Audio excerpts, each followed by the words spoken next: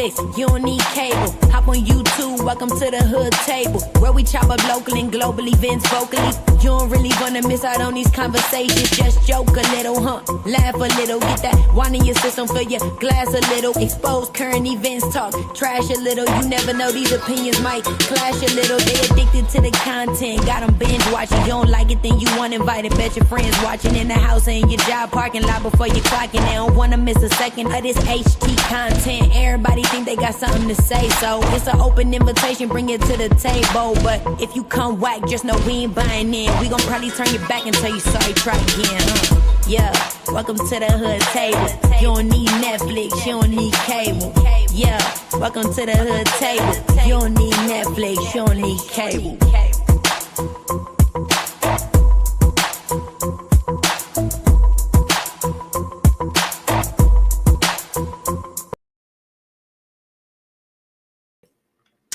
Man, what up, hoodies? Y'all have no idea how I be over here crunked in a mug on that damn song. Shout out to my niece, Miss Thailand Music. You know, the one whose voice y'all be hearing on some of y'all favorite shows like Sisters by Tyler Perry, on All American, and that new favorite to a lot of people, that new show over there on the Netflix called Forever with the young couple. Yes. My niece be doing the damn thing. Okay.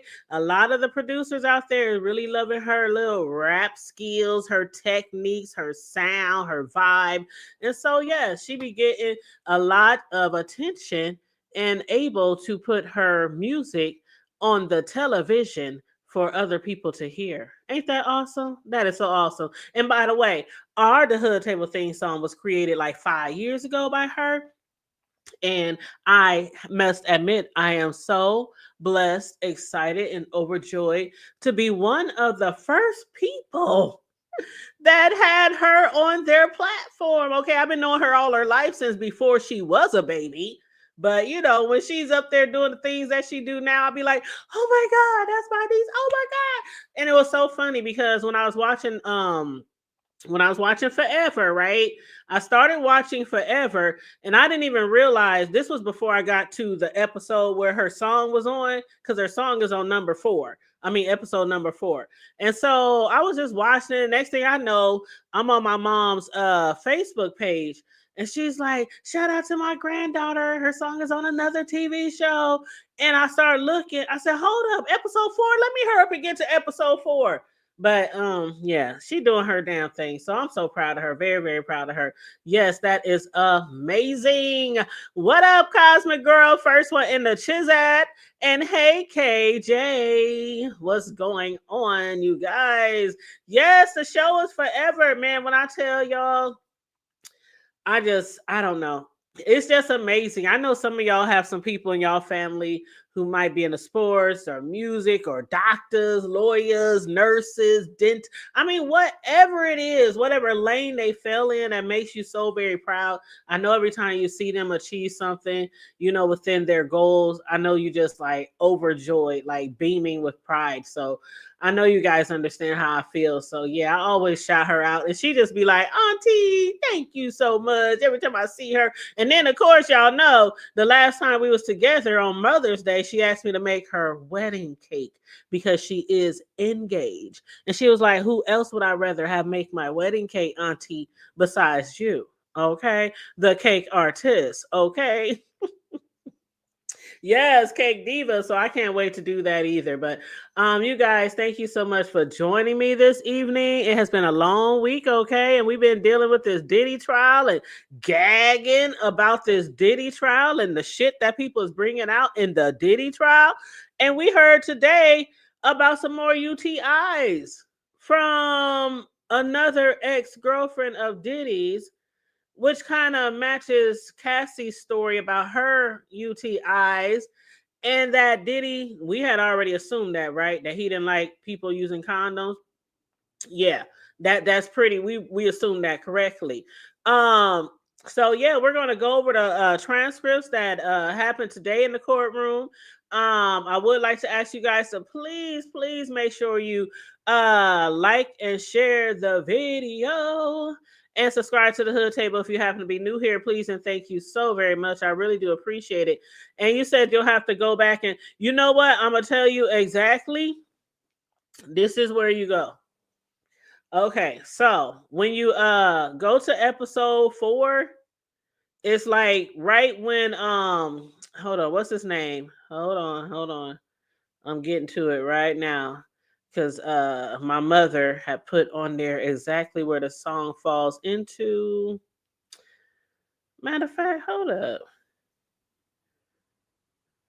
Is it episode 4?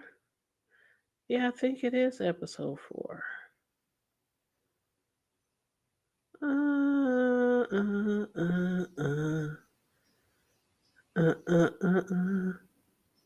Okay, yep, it's episode 4. Yep, season 1, episode 4, and the song is called "Easier Done." And it's by Thailand. So if you look on the credits, or just if you even just type in "Easier Done" by Thailand on Forever, it's on the internet. Okay, it's on Google. But if you go to episode 4, it's "Easier Done" by Thailand, and it plays as Justin arrives at Keisha's house. And then the two start making out and they head for her bedroom. That's when the song is playing. So you know how producers do. They pick their songs that they want on their shows, and you might just hear it faintly in the background, or it might be loud because they might be in a club or partying. You know how songs are on TV shows and movies. So yeah, you can hear her though, and you know it's her because it matches the sound of her voice on my theme song. So every time she does something great or something that I think is really cool, I always post it on my community wall on Facebook, IG, YouTube. You know, give her little credit, her little shot while she's shining. Okay. But yeah, that's where you'll find it. That is exactly where you will find it. So yeah, y'all check that out. But that is a really good show. Even if she wasn't on there, I still was promoting that show, when it first started coming out, because I was like, dog, I kept hearing about this show.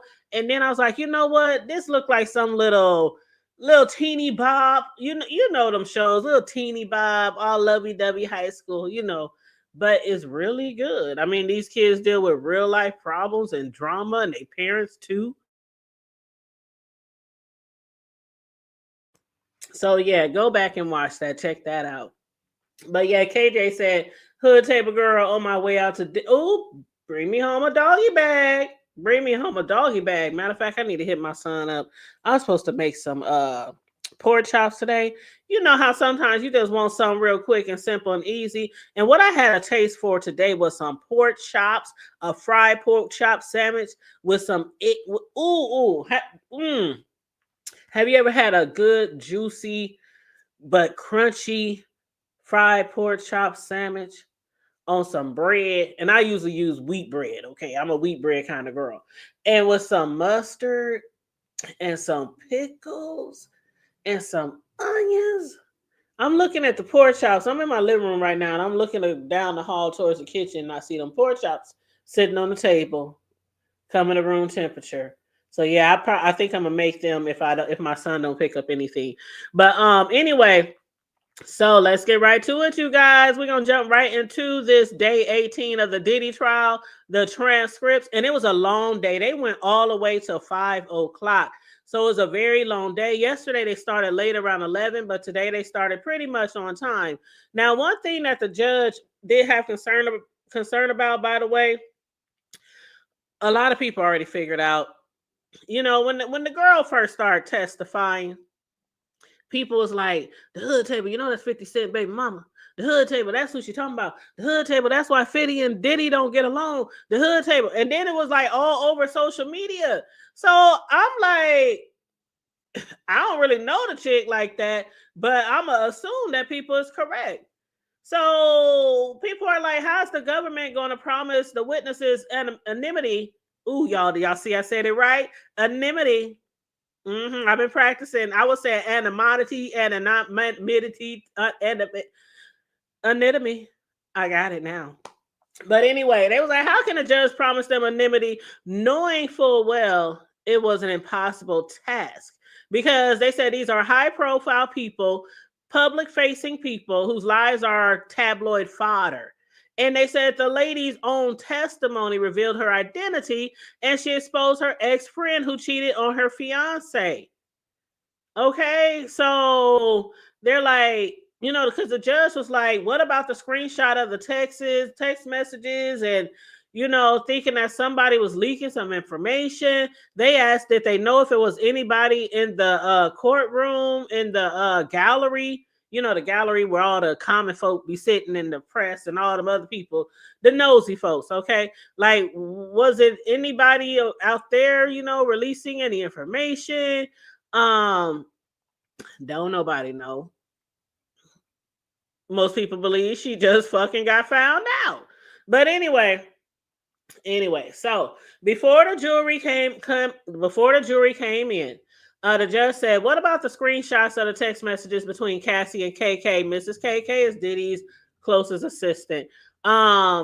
Diddy's attorney Shapiro says only the text should be admitted, not the photo. The government says the jury should know it's a screenshot, not the text. The government says my error was only look at the first message. I apologize. The judge says you may like screenshots as opposed to text. The government says the judge says I'm not done. The government says I'm sorry for interrupting you, your judgeness. I threw that in there. The judge says, I understand. I'm just not sure this is the hill you want to die on. Oh, I think the judge is so tired. We on week 4. They talking about this shit ain't gonna be over till like July 4th. The judge said, I don't think you want to die on this hill, boo. Diddy's attorney says, these texts, you have thousands of videos of my performing every weekend on your phone. They are backward looking and hearsay. We argue that Diddy was upfront about the non-monogamous nature of the relation, as Jane said. The government says in their opening, they attacked Jane's credibility, called it all consensual. As you heard yesterday, Jane felt coerced. They have opened the door. The judge says they are admissible to rebut the defense's opening. So it is appropriate to introduce these statements. Diddy's attorney Driscoll says the government sent us 6 years of text messages. Then they somewhat reduced them. We stand by our objections. The foundation has not been laid. The judge says the government should lay the foundation. The government says we have laid it. The judge says bring in the jury and the witness. The attorney for the government, Comey, starts off.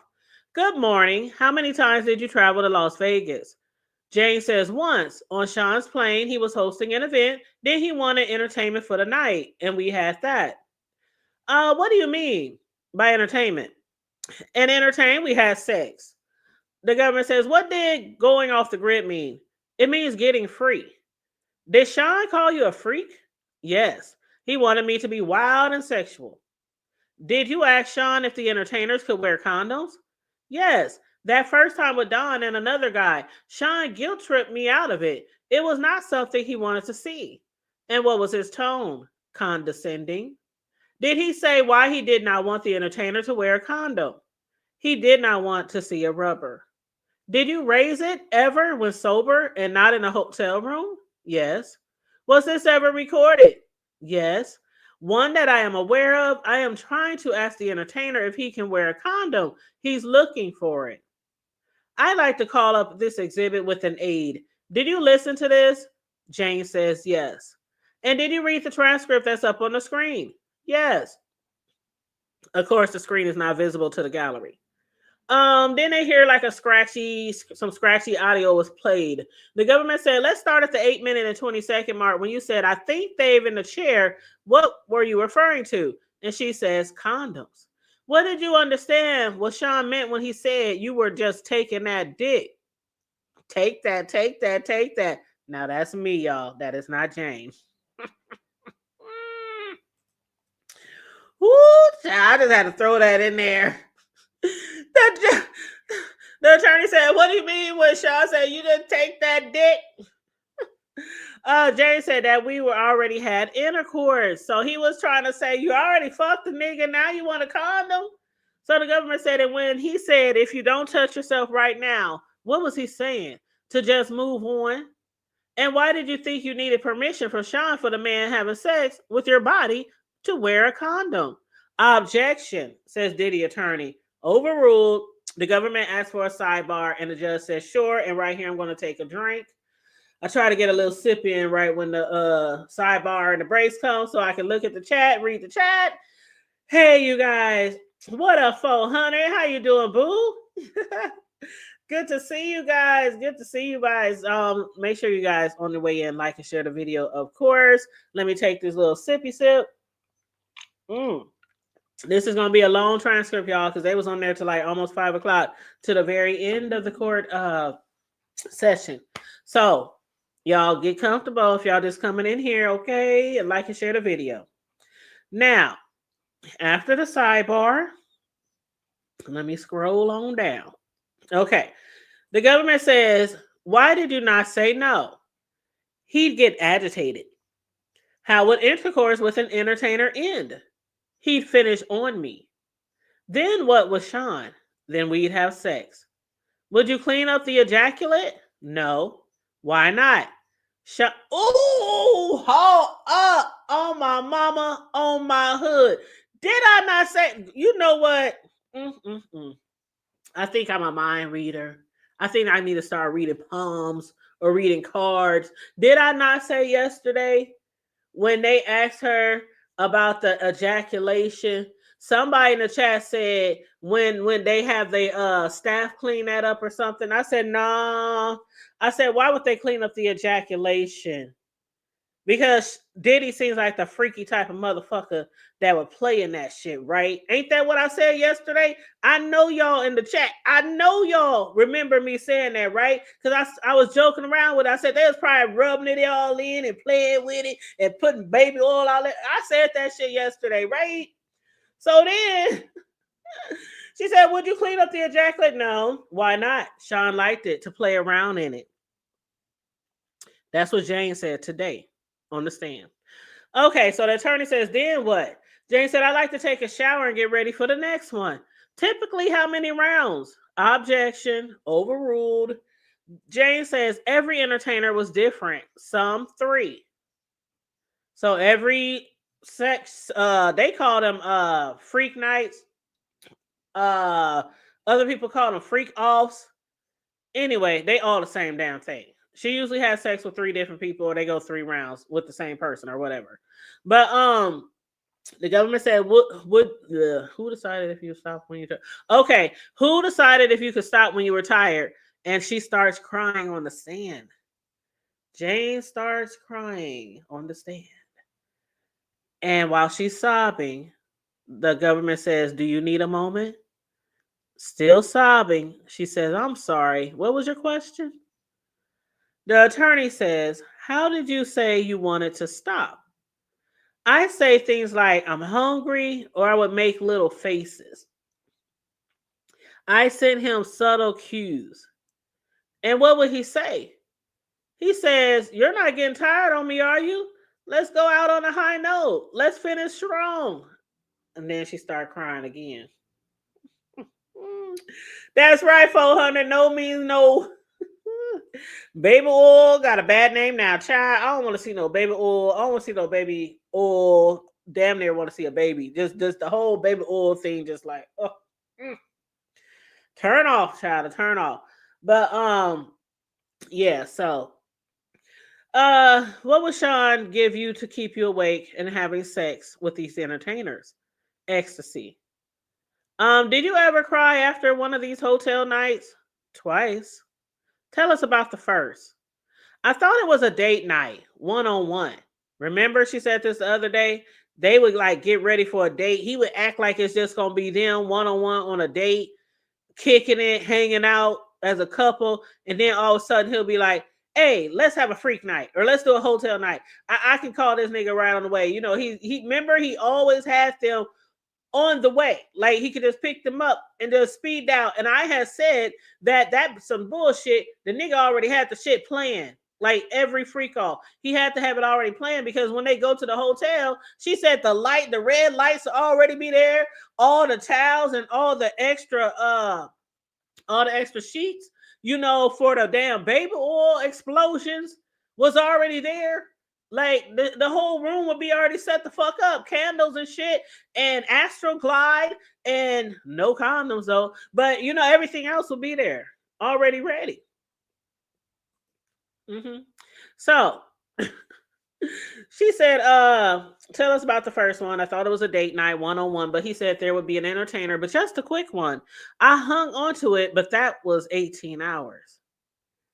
18 hours, and Diddy said it would be a quick night. Jane said, and after 18 hours and 3 rounds with the entertainer, Sean said he had to leave. Ain't that some bullshit? Oh, We saw Diddy throwing lamps at Cassie.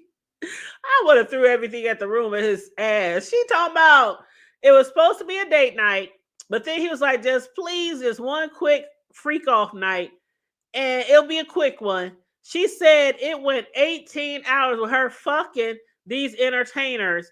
And then after 18 hours and 3 rounds later, the entertainer, Sean said, Diddy said he had to go. And she started crying. So she started crying after he said, I'm out of here. Thanks for the entertainment, bitch. So the attorney said, were you with someone else? I was with Diddy. It was in the Waldorf in Beverly Hills early in our relationship. And what did he say? Jane said, he said, are you crying? Like looking at her like disgusted, she said. He was looking at her like he was disgusted. Like, bitch, are you crying? Then he just sat there listening to music. I was clinging to him. He said he could move things around with him, his family, and I could go home with him. I just wanted to be in his arms after all that. After 18 hours, you should be damn near half in a coma. Talking about you want to hang out with him. But anyway, the attorney said, and the second time, she said, I was in the shower after one of those nights. And the government said, is your memory spotty? What do you remember? She said, I was so high. I was having sex with Paul. Then I was in the shower with Diddy. And he said, stop it. I'm too high. Stop. She said, stop too high. I'm sorry. She said, stop it. I'm too high. Stop. So after she had sex with the Paul guy, the entertainer, then she went in the shower with Diddy. He wanted to have more sex. She was like, stop. I'm too high. Stop. And the attorney says, Paul? With a question mark. Oh, she says, one of the entertainers. Were these hotel nights work for you? And objection. Overruled. Jane said it was work from start to finish. Just like Cassie said. And what did you do to try to get them to end sooner? I try to have sex with the entertainers fast. The government attorney says, what did you do to try to speed things up? Like, how do you have fast sex, y'all? Like, fuck like rabbits? I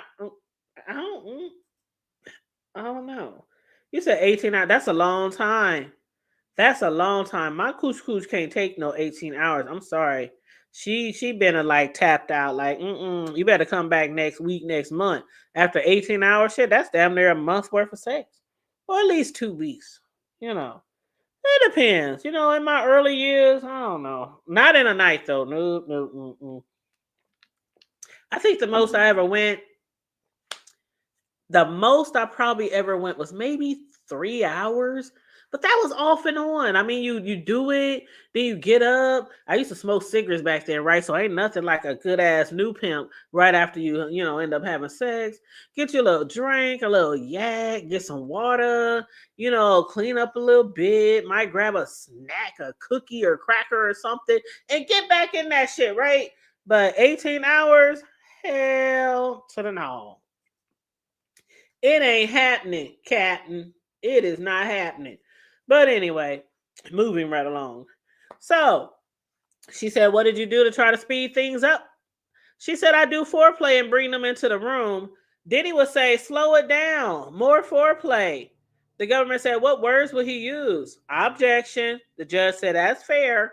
The government says May to October 2023. May of 21 to October 2023. What would Diddy say? He says, I'm not ready to see that yet. And how would you feel? Sidebar. The judge says, sure. So they have a little sidebar. Once they get back, the government attorney said, how did you feel? She said, I want to be with Diddy at the end. And where would you go? To his residence. And was there any part of these hotel nights you enjoyed? And she said, being with Diddy. And would he text him? Wait a minute. Oh, would you text him? They be having some typos sometimes. Would you text him? And she said, yeah, to say I love you. Did you text that you wanted to have sex? She said, yes, with him. Did you text him you wanted to have sex with others? Yes, it was his fantasy. Did you tell him that you want to text? Did you tell you what to text? Did you tell you? Did he tell you what to text? Oh, did he tell you what to text? And she said, yes. The attorney said, did he tell you what to text? She said, yes. He'd asked, what do you want? Be explicit. That sounds like a trap to me, y'all. Don't that sound like a trap? The government said, did he tell you what to text him? And she said, yes. And what did he tell you what to text? He would ask her, what do you want? And be really explicit about it. And the government said, why did you write these things? And she said, I wanted to make my lover happy. The government said, look at this one from November 9th, 2021. What did you write? She wrote, I'm horny. I'm horny for you. The government says, you don't have to read this, but did you write, I want to suck Paul's dick? Why did you write that? Jay said, I knew it would turn Diddy on. And who is Paul? One of the entertainers. You text him you wanted to stop having hotel nights, and she said, yes, I did. And what did you write here? Jane said, I'm so much more than being left in the dark of a hotel room. My heart is breaking. I don't want to play this role in your life anymore. I feel it's the only reason you pay for the house. We need to talk like adults. The attorney says, how long had Diddy been paying your rent? About 5 months or so. And did you see drugs in the hotel room? Objection. Overruled. Jane says yes. And the usual. What do they always say, y'all? Ecstasy, Molly, cocaine, pink powder, which she says she believes is called Tussie. I don't know what Tussie is, y'all. It's a pink powder. Y'all know anything about that? Let me know in the chat. And then Jane said, Diddy, but then the government stopped, said, did you ever see any of the entertainers taking drugs? No, that was my one rule. I told them they couldn't take drugs. I didn't want them to be out of control while they were with me. That was smart. I'm just thinking to myself here, that was smart. The government says, how did ecstasy make you feel? It gave me a sexual energy. Why did you feel you had to take these drugs? Because otherwise it would be too real. I wanted to, I don't know. I just feel like, and she starts crying again. She just felt like it would make things easier. That's what she told the court. The government said, did you ever do hotel nights without drugs? She said twice, once with Paul.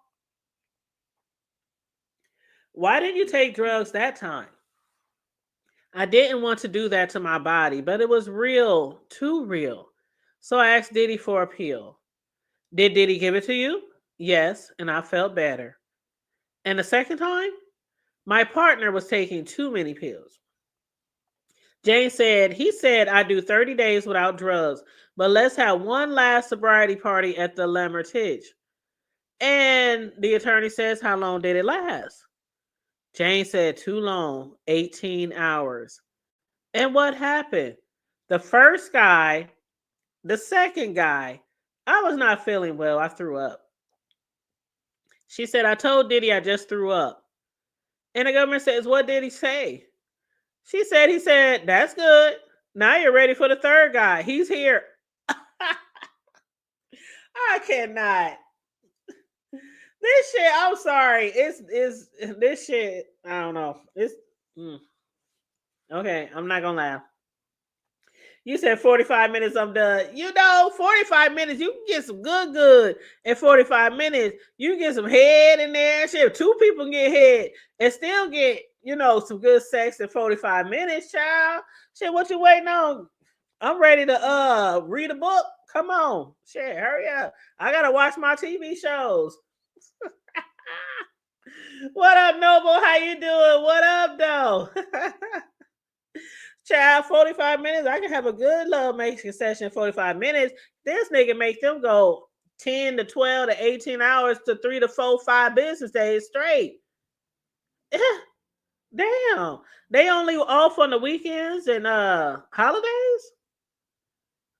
Mm-mm-mm. I suppose.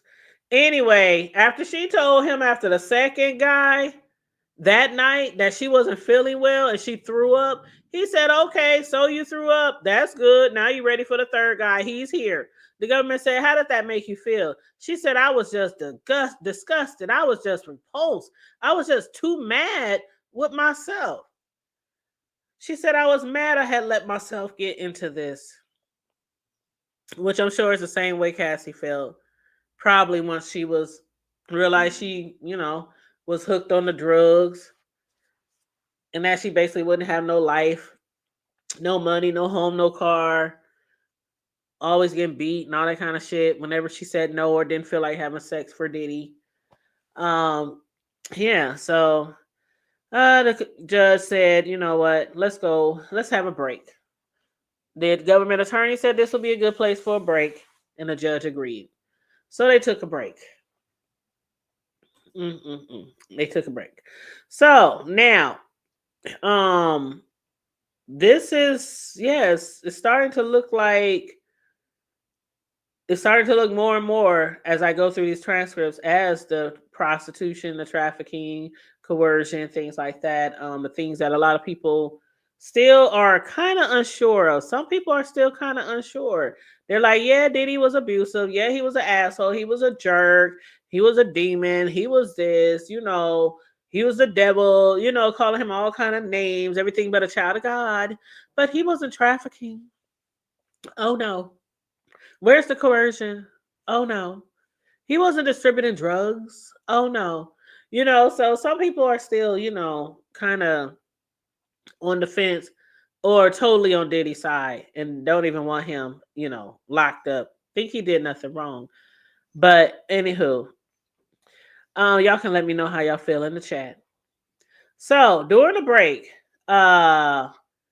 Diddy, in an animated conversation with his lawyers, Agnafilo, Shapiro, and Brian Steele, they said he was like talking with his hands. And yes, we would love to see the actual court, but we just got to go by descriptions here. So they were like, Diddy was being really animated, talking to his three attorneys with his hands during the break. And then after the break, they brought Jane back in the jury. All rise. The government goes on to say, did Diddy ever run out of drugs during a hotel night? Yes. And what happened? He would call one of his assistants or butlers to bring more drugs, sometimes his security. What assistants? She said Brendan, Frank, John. Let me show you a photo of Brendan. Of course, they didn't show the gallery, only the jury. No reason to redact, so why not? Jane said, that's him. He would bring pill bottles. Then there would be cocaine and weed. They ever since day one, these people have been telling all names. This trial is way better than now I can't even think of his damn name. The R. Kelly trial, because nobody wanted to talk with R. Kelly. Diddy, who's worth way more than R. Kelly could ever be. People just, boy, they singing like birds. Chirp, chirp, chirp. They just tell it all the names, all the titles, the butler, the maid, the dog walker, the assistant, the stylist, the barber. Like everybody's names just keep coming up. Okay, his mama.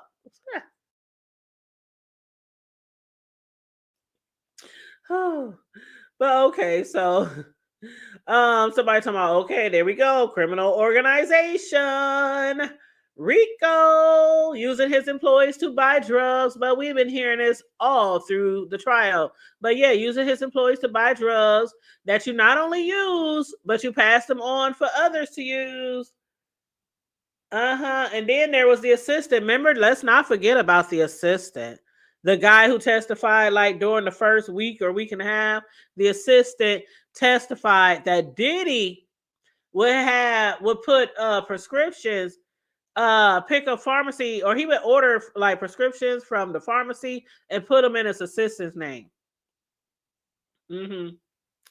They said Brendan has entered the chat. But I wonder if he is one stop.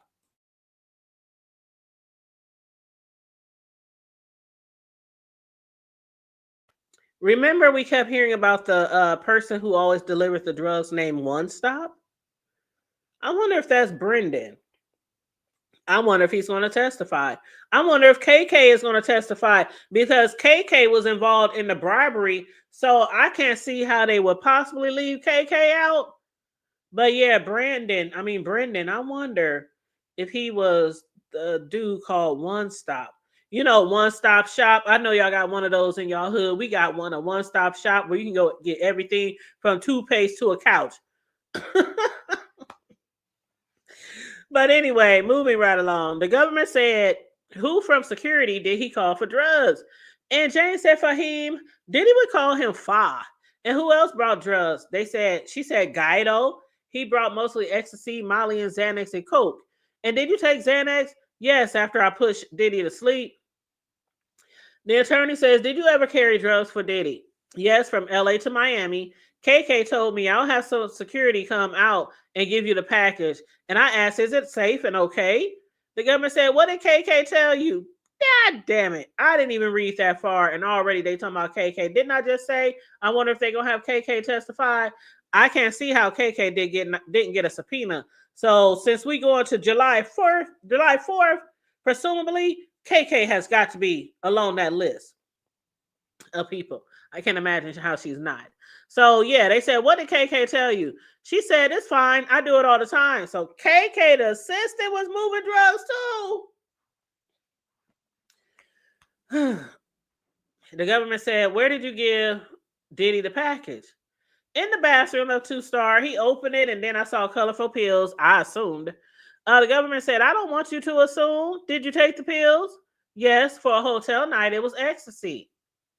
Did you move drugs from Sean at another time? Yes, in my luggage from LA to Miami. There, he and I used them. They were ecstasy. Before May and October 2021, who reached out to the entertainers? She said, Diddy. Then who? Me. And why did you start choosing? I didn't want it to just be a stranger. I assessed the dynamic of our relationship. We were walking porn. She said we were walking porn. And I saw a performer and said, that one. Why did you want to choose? I couldn't get away from this. Who did you choose? Sly Williams. I call him Chef. He had a passion for cooking. And what were you and Diddy doing? Having sex on ecstasy. We started talking about Sly's size. Sean was acting all flirtatious about it. Somebody said Diddy thought he was Escobar. Somebody said Diddy be acting like he's Escobar. Child. Jane said, I sent Sly a message over IG. And did he respond? Yes. I told him I was a fan of his work. Maybe we should meet up one day. We did a FaceTime. Diddy was there. What happened? It got hot and steamy. I asked him to show me himself. He showed you his genitals? Yes. And I was casting from my phone to Diddy's TV. Hold the fuck up. She was on IG on her phone. The dude Sly showed his junk. And she casted it to y'all know how y'all can make shit go on your TV from your phone. Child. They wanted to see it up close and personal. And then after they casted it to Diddy's TV, the government said, how did you get Sly from Atlanta to LA? I told Diddy I would arrange the flight. I booked it online on Expedia. Diddy paid me back. What happened? He was cute and sweet. He was nervous too. It was my first time. Or it was his first time. First time for what? Oh, no. She said it was my first time. First time for what? She said contacting an adult film star. So Diddy normally had the guys already lined up. But It was her first time contacting an adult film star. And I had told him it was me and my partner, and he said, fine. And what hotel did you stay in? La Hermitage, I believe. It was the routine. The oils would come out. I'd be in uniform. I'd dance. Then we had sex. And what was Diddy doing? Masturbating as usual. Then who invited him there the next time? I did. I would suggest Sly. He was familiar to me. The government said, where else did you meet Sly? At the Trump Hotel. The Trump Hotel in New York? Yes. I would book his flights from Atlanta. And you paid him afterwards? Yes. $2,000 to $4,000. Where from? Objection.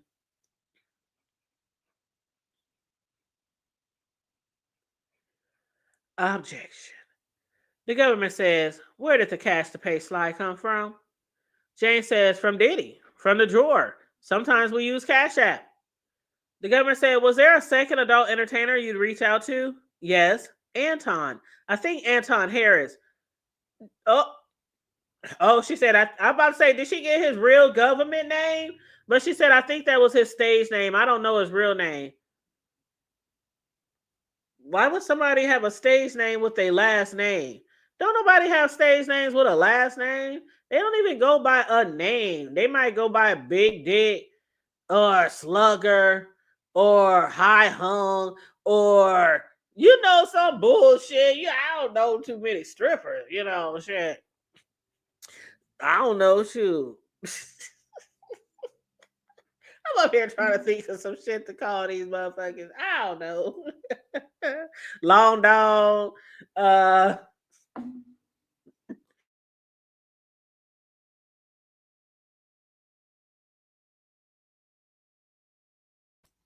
Child. Anyway.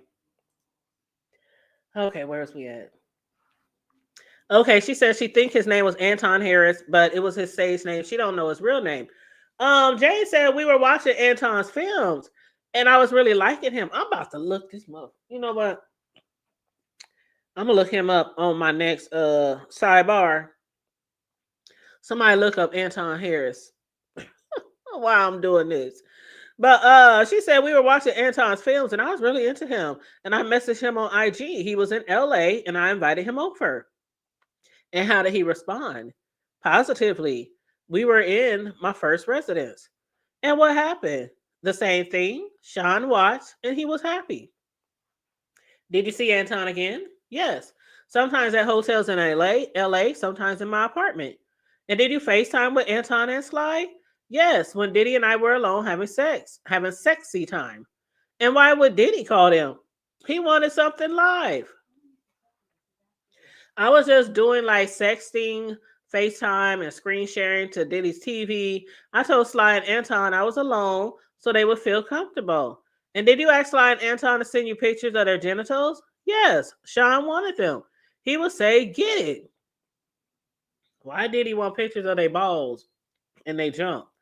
Anyway, the government says, did Anton or Sly ever send you photos of their genitals when you were not with Diddy? Yes, I was polite and flirtatious, but not as flirtatious as when I was with Diddy. And did you ever see Anton or Sly in person without Sean? No. Do y'all believe that?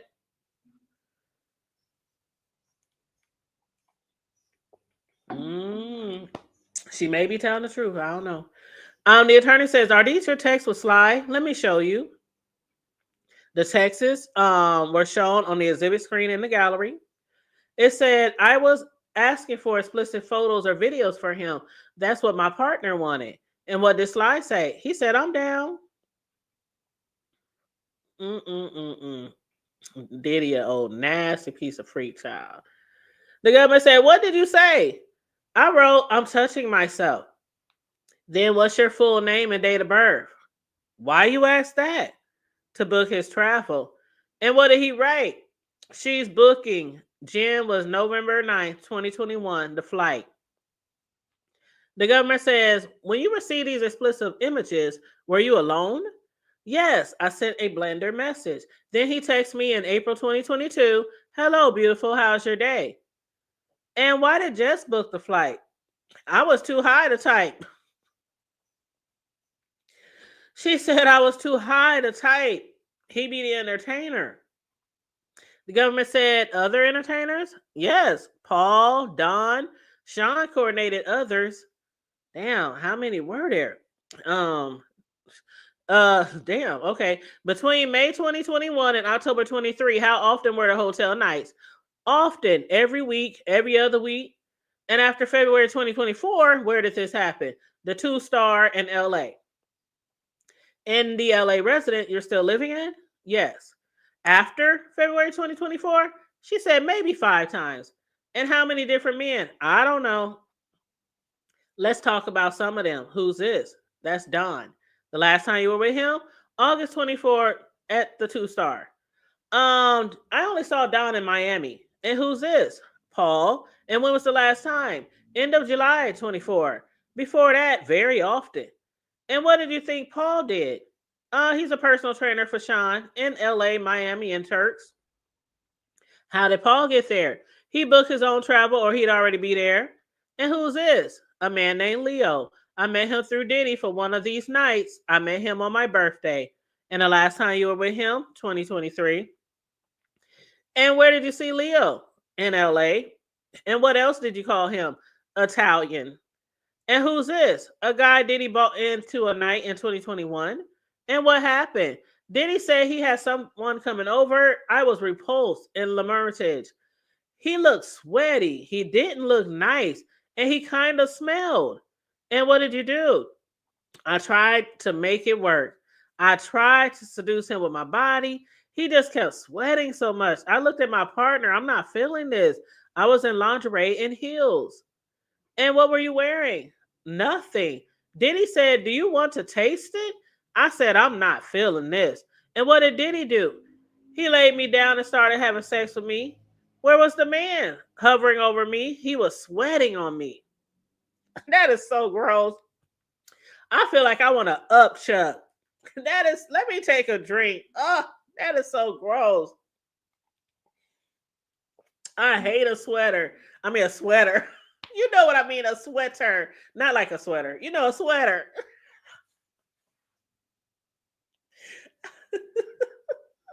What up, QI? How you doing? Oh, you said don't say this out loud. No, not her. The one on the stand now is allegedly his BM. The one on the stand now is the Jane Doe. But child, Okay, here comes Cam. Hold on, y'all. Hey, Cam, I'm live. You want to say hi to the peoples? He just got off of work, y'all. We talking about some nasty Diddy stuff, by the way. Shoot, what ain't nasty? You know baby oil. Baby oil, urine, lube, and no condoms. And STDs. And nasty, sweaty men with dusty balls. One other sweaty man with dusty. Yeah.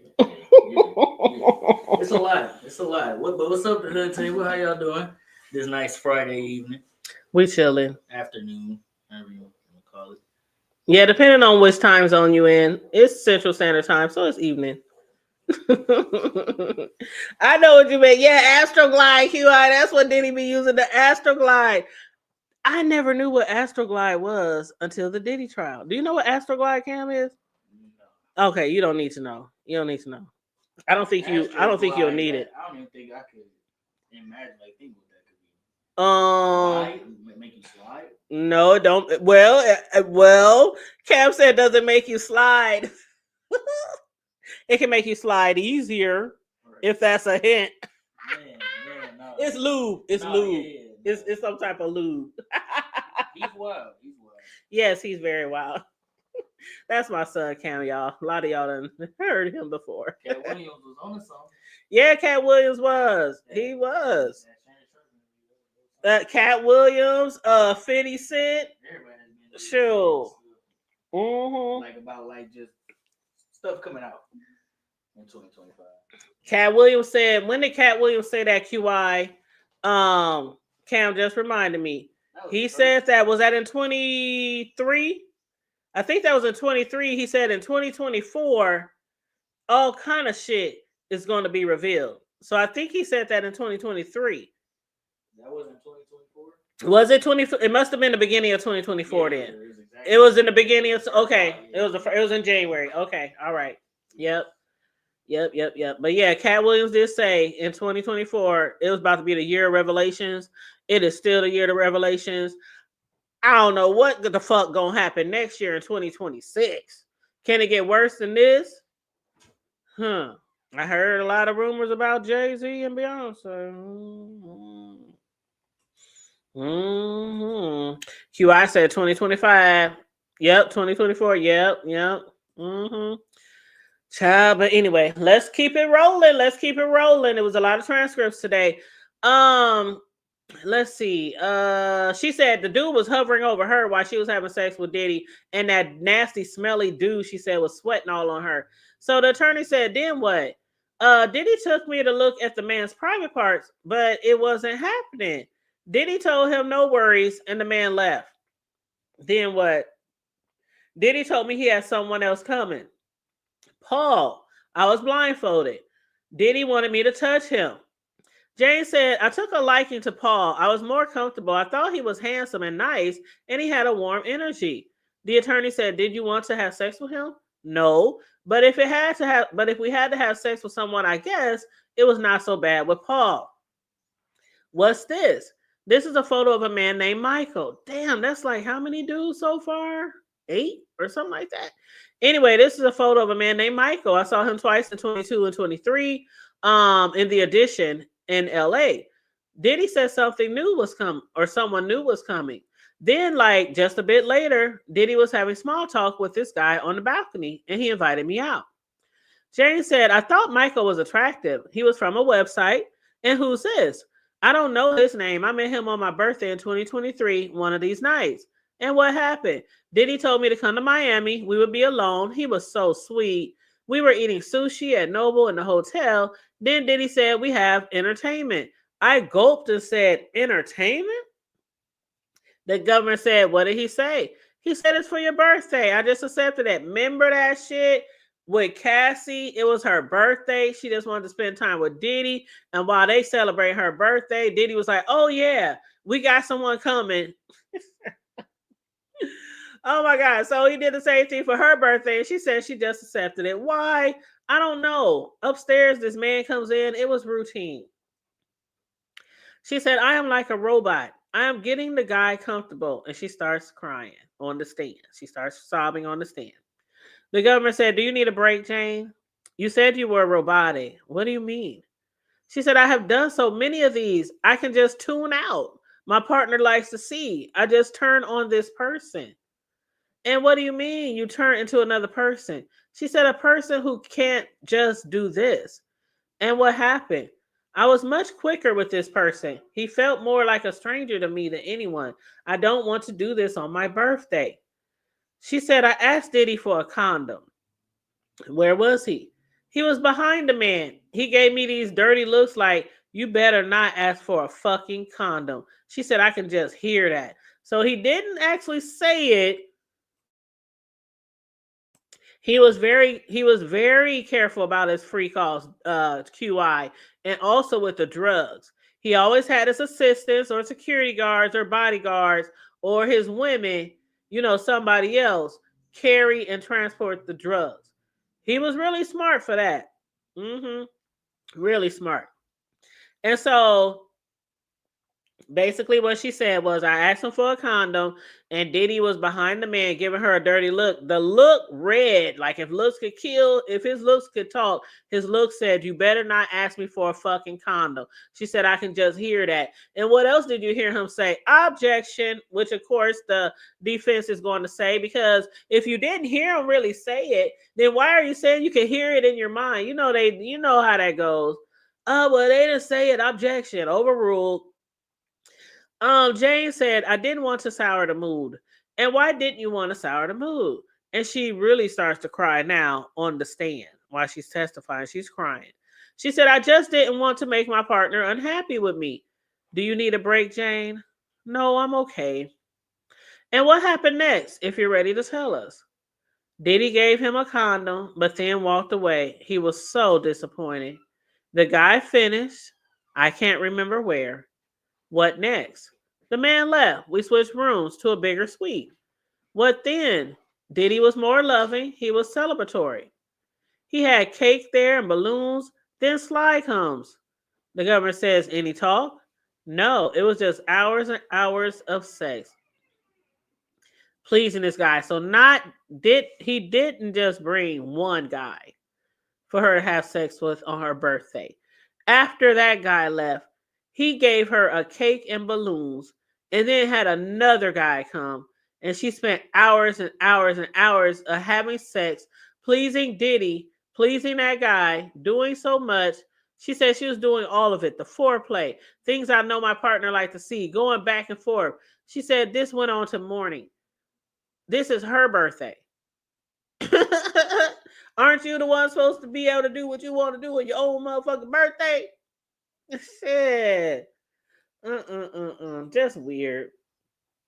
I'm waiting on, thank you, QI. I was just talking about that earlier in the show. I said, I'm so waiting on KK and D-Rock and the other bodyguards and security guards. I'm waiting on them to testify. I absolutely am. So then, the attorney says, then what did Diddy say? He said that Don was coming. What? What? That's 3 people. That's 3 people, and she still ain't celebrated her birthday yet with just her and Diddy.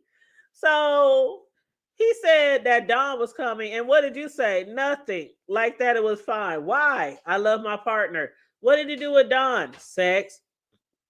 An attorney says, let's break for lunch. That was a whole lot before lunch. We went through a whole lot of transcripts before lunch. Wow. That I'm just wore out. If you having that much sex, now, I ain't never had that much sex. Okay. Like in no day, no 24-hour period. They be going for hours and hours. Cassie told us, she said it could be a day to 4 days, 3 to 4 business days straight. And this shit is wild. This shit is wild. The craziest part to me is, again, not making them use condoms. Like, Diddy hated for her to use condoms, but how could you hate to use condoms or hate for your female to use condoms or your girlfriend or whatever, and then you have sex right behind these guys? Like, he was having sex with her right behind these guys and playing in the other guy's ejaculation. She was like, Diddy liked to play in it. Like, that's just nasty. Man, these people is just, you cannot tell me that they ain't running around here with all kind of claps and bumps and lumps and shit all swollen up, and you can't tell me that.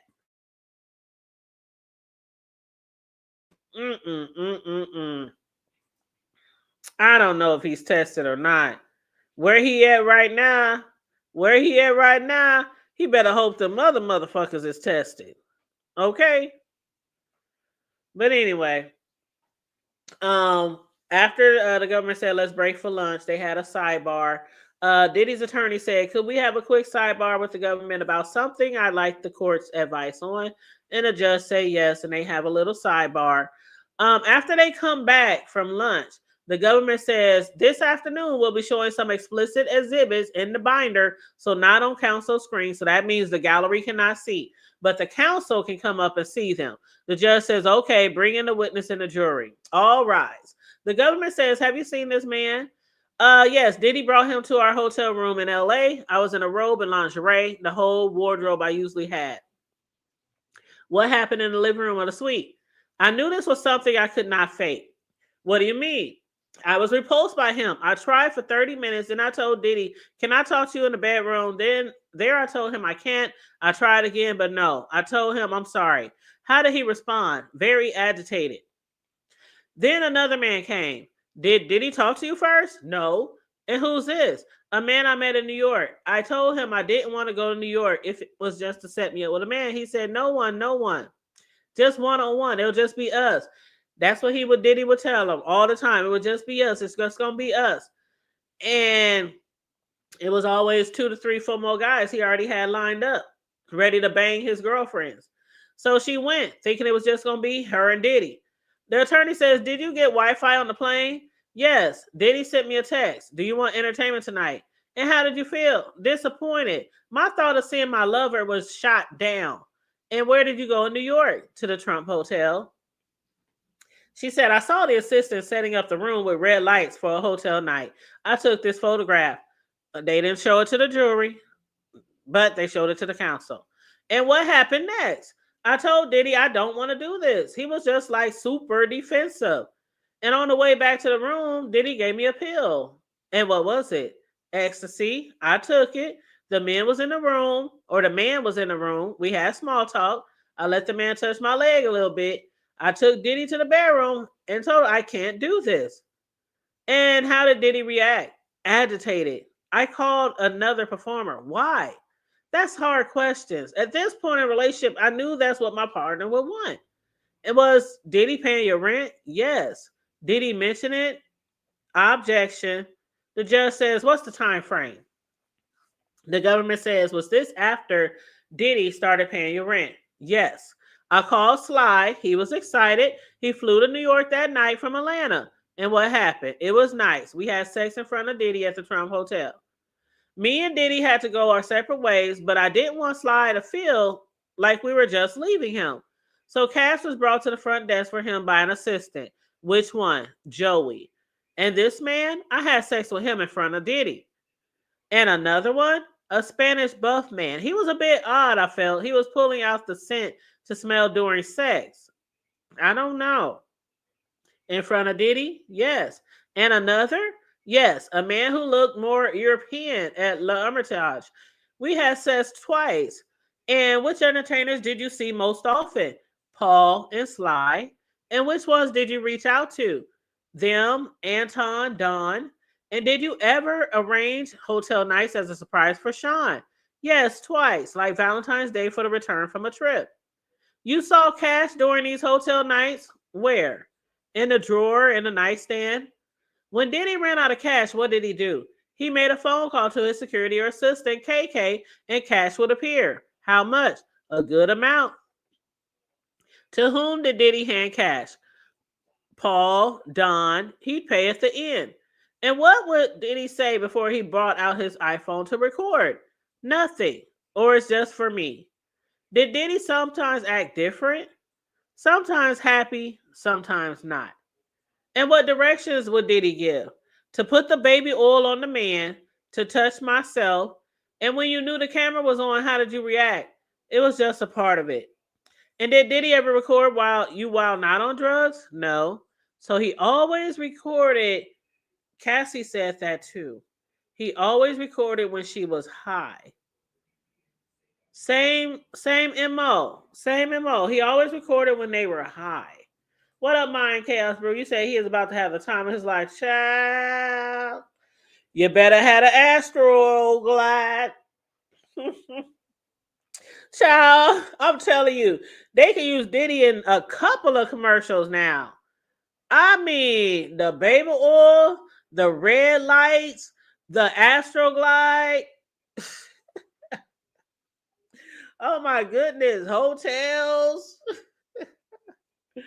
But she said, "Did he ever record you when you were not on drugs?" "No." "Did you act like you enjoyed it?" "Yes." "Why?" "I wanted to put on a good show." "What fantasy talk did you engage in?" "It was so much. Role play, a fantasy. I'm sorry, there are just so many memories. He could create characters." And the government says, "I am going to show you some exhibits, not on the council screen." "How is this?" Or "Who is this?" "This is me and Don. The next one is me and Sly. And this one? This is me and Paul, then me and Leo, Anton, and myself." "Was Diddy present for all these?" "Yes." "I wore the stripper shoes on the whole time." "And what would happen with the baby oil?" "It would drip down in my shoes. I would try to keep my balance." "Did Diddy ask you to get your nipples pierced?" "Yes." He said it would turn him on." "Who set up the piercing appointment?" "KK." "Then what?" They got caught on my lingerie and my nipples got infected. So I had to take them off."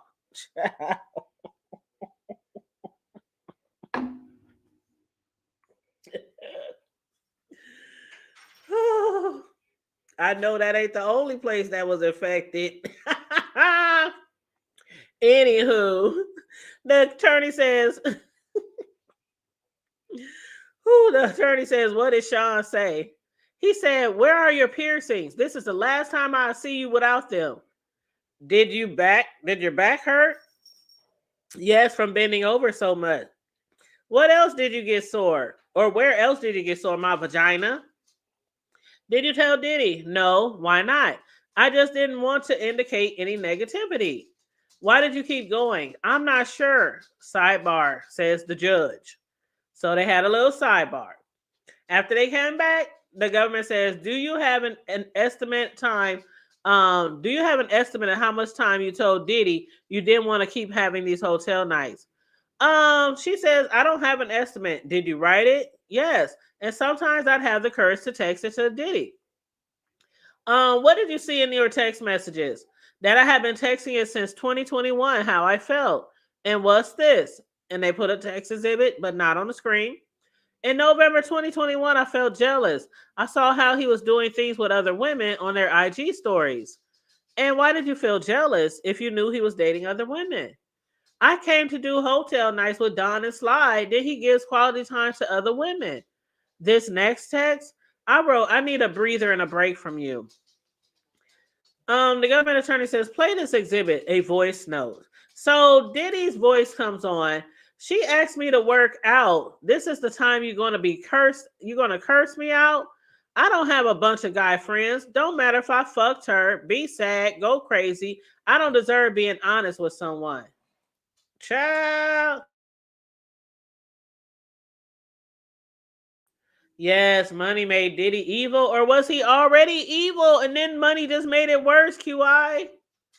I'm beginning to think that this was some shit that was always deep down inside of him. That he was, I mean, when we hear the allegations of his mother having her own freak off house parties when he was younger, having their own sex parties in their crib when Diddy was a little kid, and these drug and fuel parties along with the sex, I'm thinking it was maybe something deep down in him before he even became an adult. The sex. It ain't no telling what other type of things he witnessed or if there was abuse or anything like that when he was growing up. I mean, I can only imagine. Like I said, if I could be a fly on the wall when he was growing up.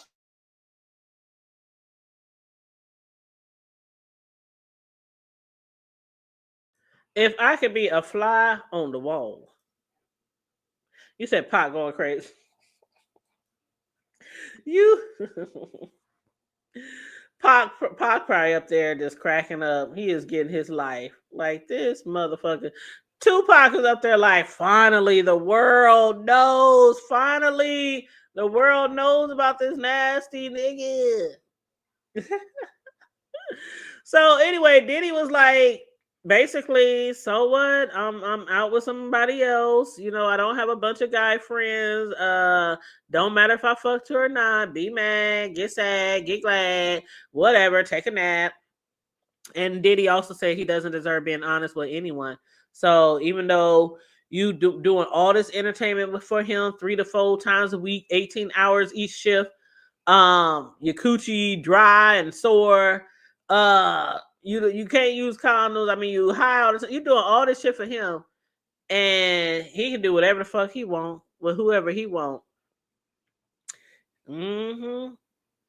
Anyway, the government says, how often did Diddy call you crazy?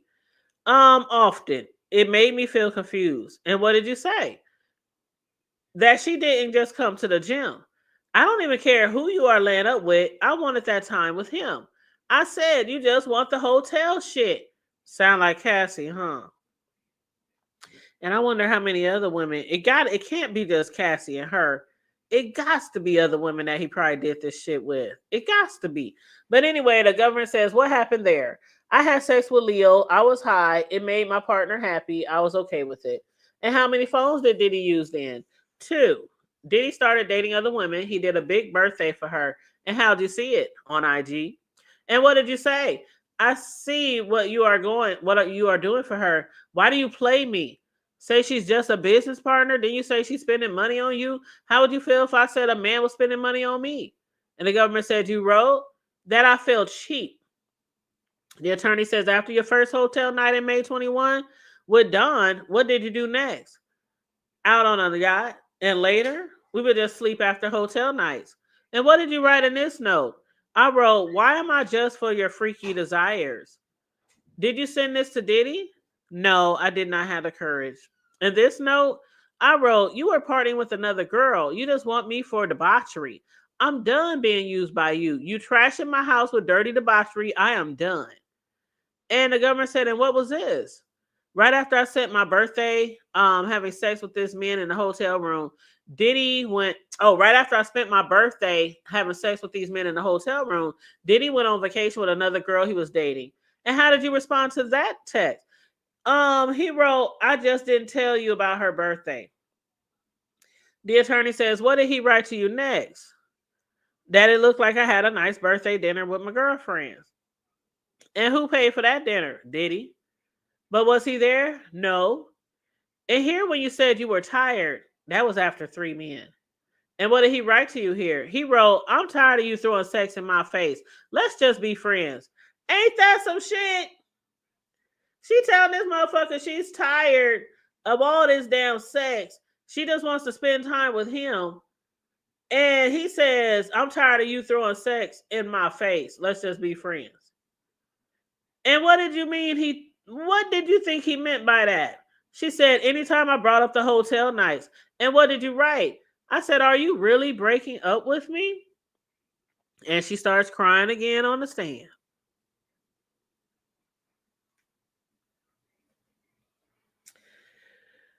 Jane says, you're the only man in my life. You took someone else to the places I have dreamed about.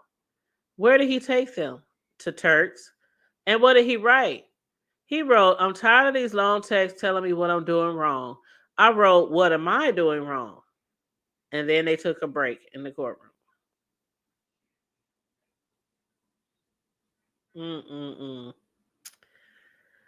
Child. It couldn't be me. I thank God I was never in any type of situation. I done been in some situations now. Don't get me wrong. I done been in some situations where I thought I wouldn't get out. I done been with my homegirls or my sister girls and been caught up in some shit and looking for the next exit room. Like, oh God, I'm glad I got my blade. I'm glad I got my mace. We're going to have to battle out this bitch. And sometimes it involved guys. And I'm like, things could have been so much worse for me. I just thank God I had somebody. My ancestors was praying for me. My mother, who was alive throughout my childhood, even though for a time, for some years, we didn't see eye to eye. And I left home and I was just out there doing whatever the fuck I wanted to do out in the street. I still had a praying mother praying for me and my ancestors. I felt it every time I fucked up. Every time I fucked up, I was like, oh, God, help me get out of this situation. I'm just glad. I'm just glad. My life could have been so bad. You know, at any time, any one of us could take a bad turn. So many of us deal with so much shit growing up. Sometimes abuse, sometimes poverty, sometimes parents who aren't there, people telling you love them and they only trying to use you. You know, friends who don't mean you no good.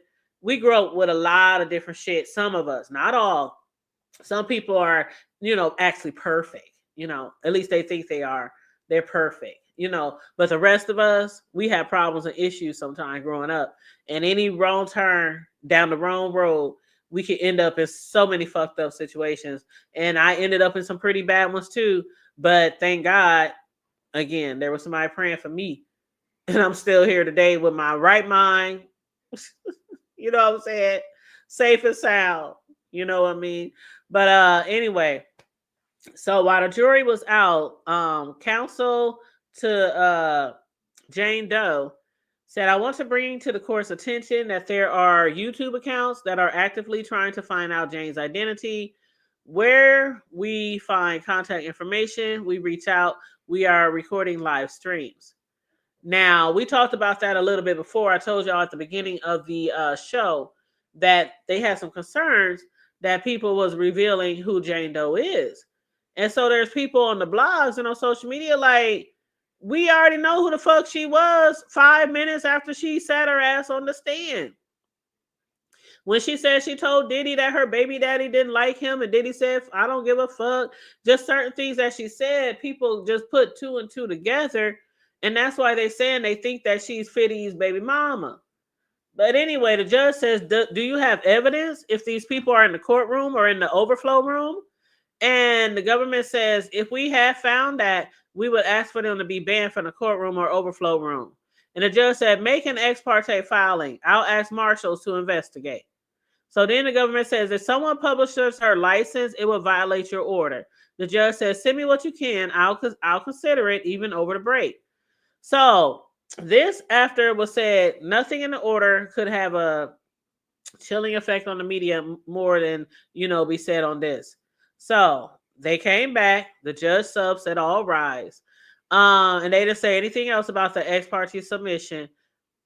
And so basically after they came back, somebody had posted on social media. Matter of fact, it was People magazine. And they said 50 Cent's ex Daphne Joy says sex worker allegations and sex trafficking lawsuit against Diddy is 100% false. This was posted in March of 2024. It says 50 Cent's ex and mother of his son is named in the Rodney Jones lawsuit against Diddy. And it was written by Gabrielle Roxon and Sharna Flam in March of 2024. In that article, it says 50 Cent's ex, the sex worker allegations and the sex trafficking trial against Diddy is 100% false. I wonder, now this is me just thinking, I wonder if she said it was false last year because she didn't want anybody to know. And maybe she didn't think that she was going to be subpoenaed.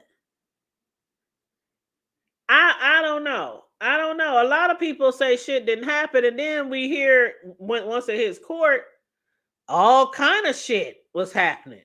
So I don't know. Y'all let me know what y'all thought about that. If y'all recall that article, if y'all seen that article just start appearing again on social media, let me know how y'all feel about that. So anyway, after they came back from the break, the government says, please pull up this exhibit. What is this? She says, it's a note on my notes on her cell phone. And were you writing what you were feeling at the time? Yes, I wrote, you lied straight to my face to use me for a hotel night before your trip. The government said, when you took a break from Diddy, where did you travel? To France. And Diddy started texting me again and again, Paris, Paris, Paris. And how did it make you feel? That he cared. But I knew I had to stay strong. I went away for 5 days. He was adamant we should see each other. I missed him too. Why? Because I love him.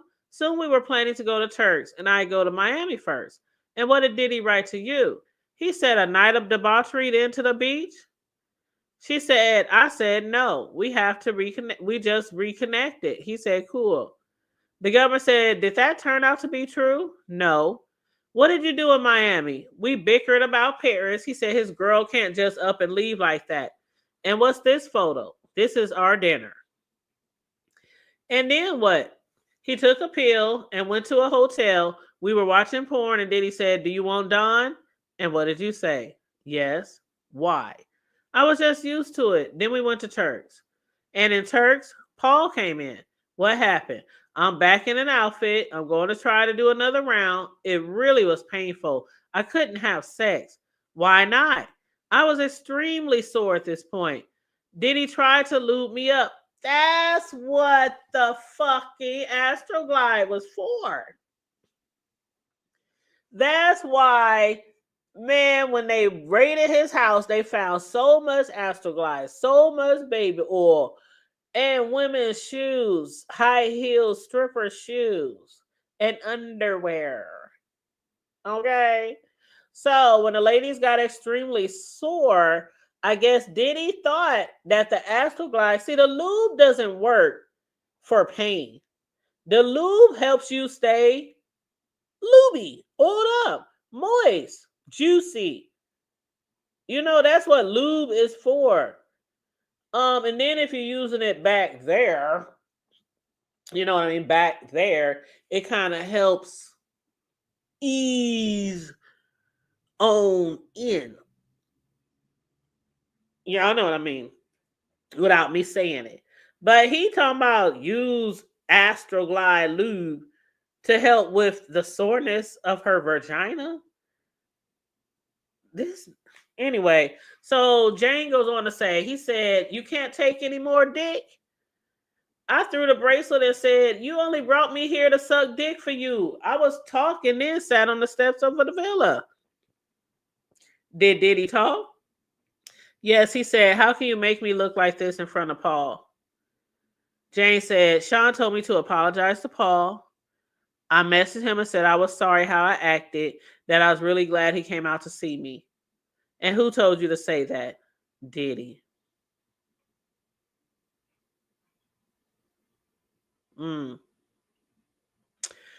So the government says, "What did you write to Sly?" If he could come to Turks, I told him he needed a passport and vaccination. And what did Sly respond? "I'm willing, but I don't have a vaccination card." And why did you do this? To make it up to Diddy. Why did you write this way to Sly and Paul? I wanted them to feel good, like they were not being used. Why? I just do.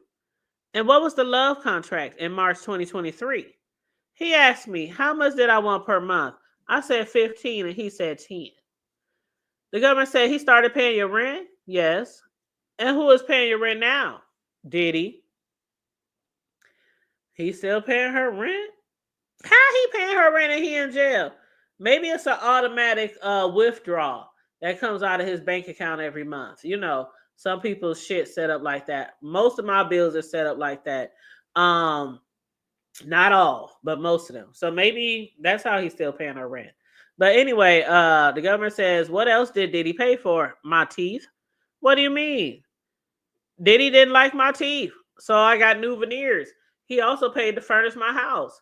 My allowance just didn't do it. I used 3 credit cards. Teeth, paying her rent, allowance. She said I had promised him an all-star party. And what's that? I bring the top 3 guys all in the same night. Why? I was with my lover and he liked that. I told him I have to be awake at 8 a.m. Sunday. I said the last time I got sick. What's this first text? He felt hesitation from me about the all-star party. He asked, "Does your pussy hurt? You're not being straight with me." The government says the 2D. A minute later, she said he quoted my text asking for help with more furniture for the house. The attorney says, "Here," Diddy writes, "Rico is ready." Who was that? She said maybe the man named Michael. Or wait, maybe it was a role play and Sean was Rico. You don't know? I don't. The government says, why did you send Diddy a photo of pink toilet paper? She said to show that my period was about to calm down, that I needed the night off. Let's postpone. And what did he write back? He said, "You're getting your hair done for nothing? I'm done." He said, "What the fuck you doing your hair for then?" You don't need no money to get your hair done. You don't need to do all that shit. What you doing your hair for? You ain't got to look cute unless you over here fucking all these niggas for me. That's basically what he said. Another guilt trip. So the attorney goes on, what do you mean movie night was not on my mind? What was that? We would not have an entertainer. We just watch our own movies of hotel nights. We called it movie night. Child, when she said movie night, I'm thinking Netflix, Hulu, Amazon Prime, Max, BET Plus. Like, they watch their own movies. They would rewatch the pornos that Diddy would record of her having sex with these men. And they called it movie night. The government said, what did you write? I wrote, why do you talk about the father of my child all because you don't get your way one night and bust a nut? And what he says back in his voice message. In his voice, they played it. I don't have time, baby girl.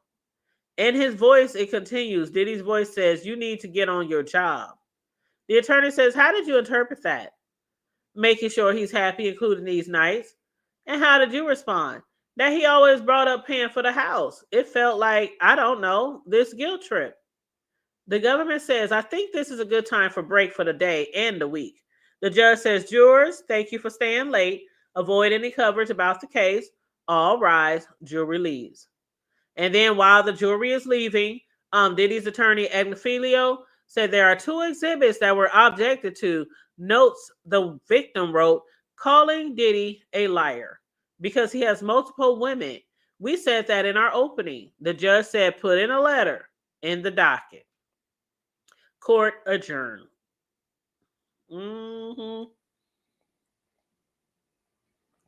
one thing I saw somebody say on social media today was that the thing with people with a lot of money, unless you grew up with it or came up with them, into the money, they will treat you like a disposable asset for their benefit. And it always shows regardless of whether you are a freak off or an acquaintance. And remember, he would get mad at Cassie when she was too high, too drunk, or too sore.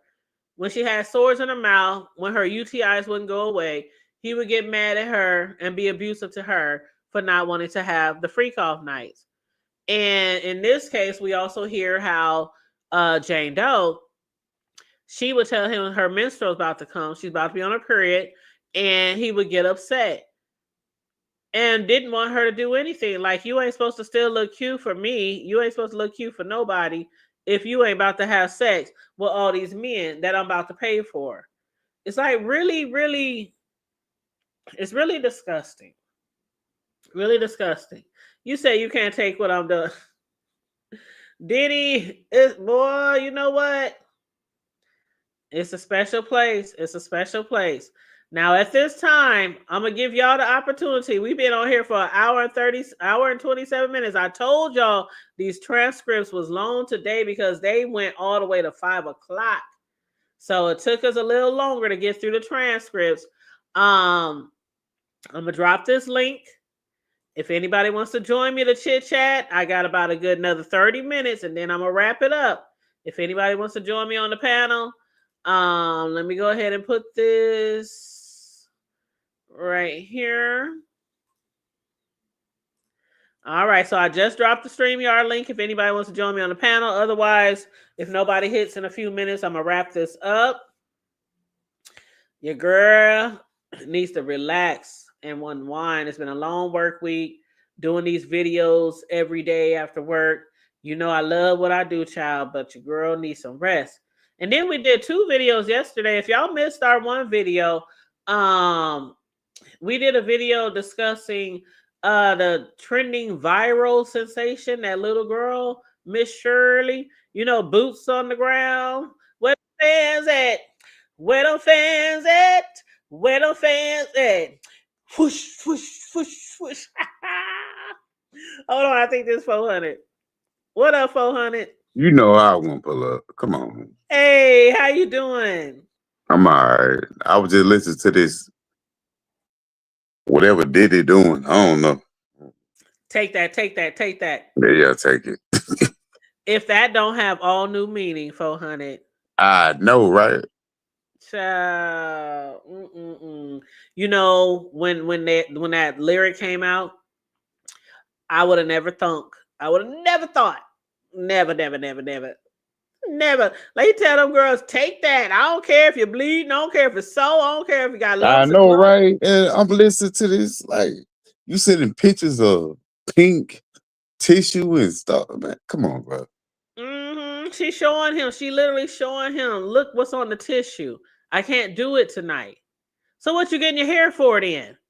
What you getting your hair done for then? Like, so. I'm done with that right there. Sad. I'm really done with the puffy try for you. I really done. Child, we got 4 more weeks. I know, because my boy Pop told us. He told us what was going on. What did Pop tell us? What did Yeah, Pop tell us, 400? man, we knew he was gay. We already knew that. But all Well, these freak offs and baby oil, man, how much baby oil do you need? and him asking for the girl to request penis pics from the prostitutes. Uh, like I ain't got no problem with nobody being gay, no nothing like that, right? But you got to stand on that though. You get what I'm saying? Like, Oh, I understand what you're saying. That's just like I don't have any problem with somebody being a freak.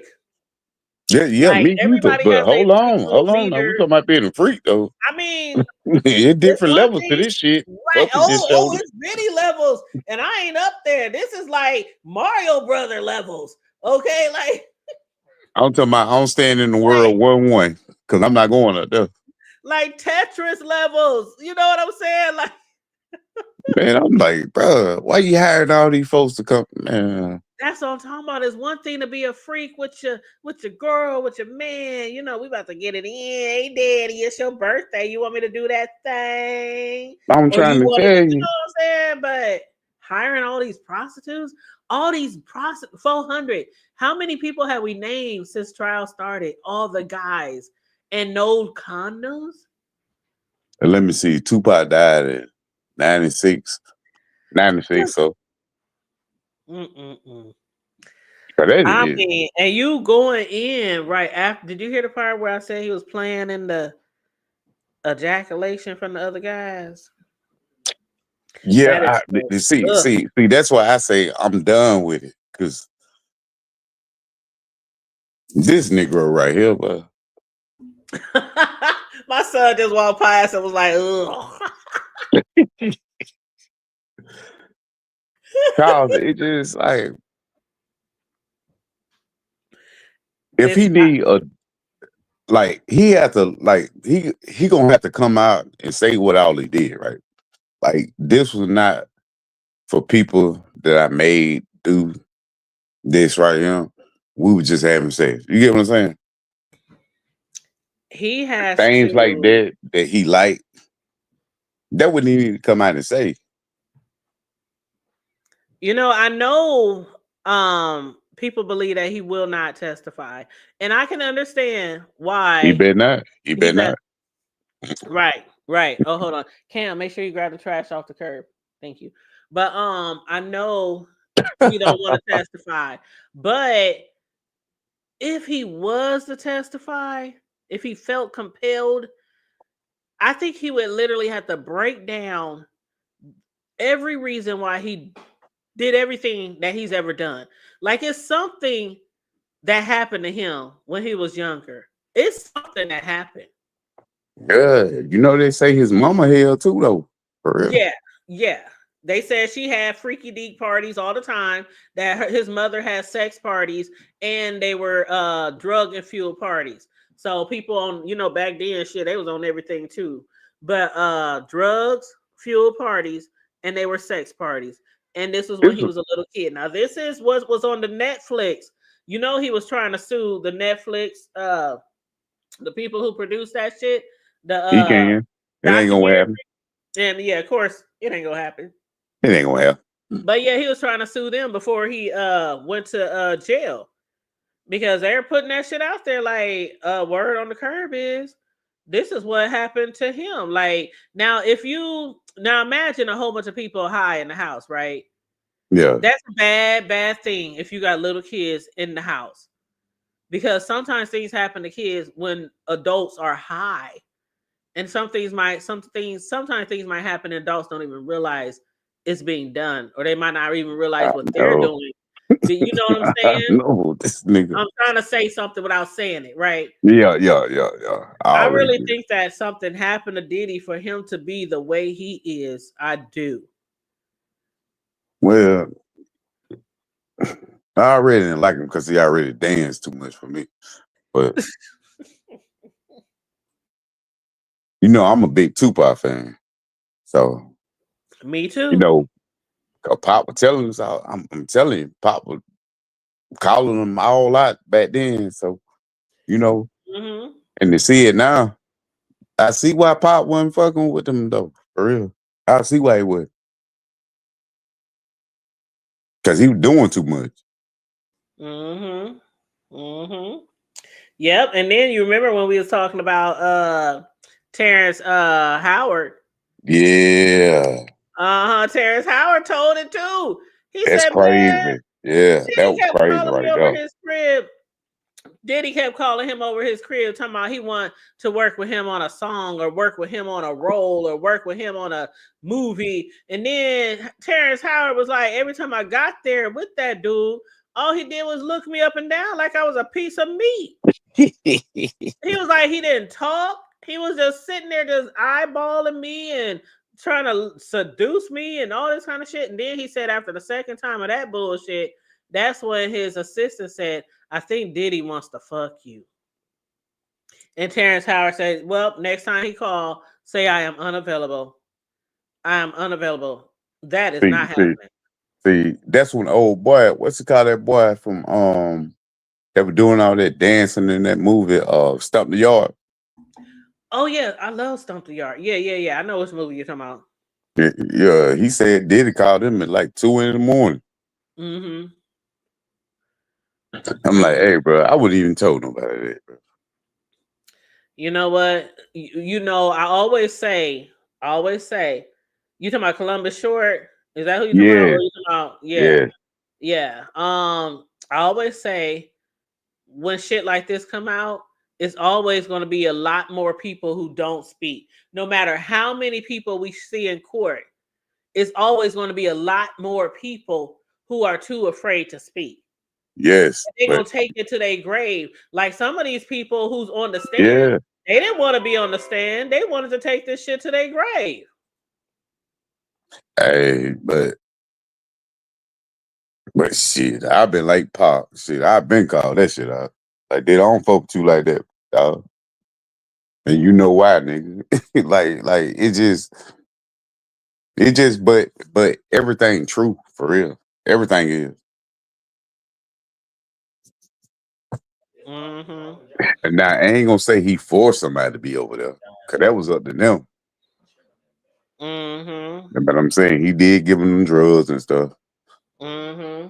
Without that, man, if somebody came in my house right now and I got 200 baby oils to lay around, what the hell you would think?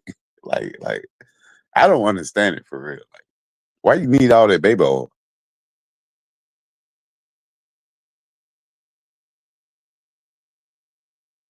Hold on one But second. but I think his mama has something to do with it though. For real. And maybe something did happen to him. Well, you know, life goes on. Yeah, it's crazy. It's just, I think, it's kind of hard for some people to be like, oh, well, Diddy did this and Diddy did that. But these women, like the things Yeah. that they just, why'd you do it? Because it made him happy. Why'd you do it? Because that's what he liked. Why'd you do it? You know, That's the thing. That's the thing that get me is like when she went answering the questions and stuff, I'm like, but you stayed there. And it stay. make it really seem like it's just a money grab. Cause I know something on you. And when he went ahead and settled with her, that's when I knew. I said, yeah, there's a money grab because she knows some shit about him. And he thought it was going to end there, right? When he settled with Cassie in less than 24 hours, And they he came thought out, it was then going to end there. hey, you think about $30 million. And then she got 10 million from the hotel. Shoot, Yes. Cassie sitting fat. Her and her new husband and they 3 kids. I know I wanted to marry Cassidy because I was like Child, Cassie. that make up for the 10 albums that he promised her. Yeah, but she had but like 1 or 2 songs though. Think about it. I know. She was not that great of a singer. She can hold a note, and I'm not the best singer, so no, I'm just keeping it funky though. For you to be getting paid that type of money and touring and all I that know kind of shit, like, you know, they you're can gonna do be a lot doing in the something. studio to make you sound good, you know. So I'm just saying. But as far as like these other women, for them to be in that situation and doing all those things to try to make him keep him happy. Did you hear how she said he said, how much would it take for me to pay you every month for you to Yep. continue this Said the lifestyle with me? 15,000. She said 15, he said 10. Okay, 10. That what's up. 10, motherfucker. You worth $1 billion motherfucking dollars. And Let me I'm tell doing you, all this shit with him 10,000 a every month. night. Shit, I want. She said 15, bitch. Give me 100,000 every motherfucking month. You spending that on drugs every day. Yep. What up, Just the Facts? What's happening? What's happening? Good How evening, you man. doing? Doing Just good. the fast what's happening, man. Chilling. How y'all doing? Good. What you gotta say about this shit? Did you hear that Hey, man hey, told her he only on the giving her hood table. I finna have 10,000? to drop, but I finna come right back. Okay, boo, come on back. He asked her how much would she take a month for her to remain in that lifestyle with him, and she said 15. And he talking about, I'll give you 10. He paying. Listen, Just the Facts. He paying the prostitutes more money than he was paying her. Damn. Ain't that some shit? That's crazy. How much was he giving the prostitutes? Well, one of the prostitutes testified that he got $6 million. He got more than $6 million. Ain't no way. Well, see, Prostitutes ain't. he was getting like between 2 and 4 to 5, 6,000 per session. So if you add that up, and he was doing it for years. So if you add that up for years, it came up to over $6 million. So the prostitutes, like you heard in this last in the last few days in the transcripts, they testified Diddy gave the prostitutes like 2,000, 3,000, you know, something like that every session. So if you paying the girl 10,000 a month, but you paying these dudes, it's 3 dudes a night, right? For 3-4 days, that's, you know, add that up. 2, 4, 6, 8, 9, 10. He paying like $50,000 a week to the prostitute, but telling her he can only get her 10 a month. Well, I know the IRS. The IRS gonna be interested in where that money went. Yeah, because you can't get a couple $1 million and I give the IRS some. That's just a no. So these guys, they better go get a lawyer and accountant ASAP. Oh, they definitely. I didn't even think about it that way. Just the facts. The prostitutes who was pulling in that money, I'm sure it was unreported. Of course. Mm-hmm. Of course. Man, I can't wait. I can't wait till they give them 200 years. Man, we gotta make a bet on it.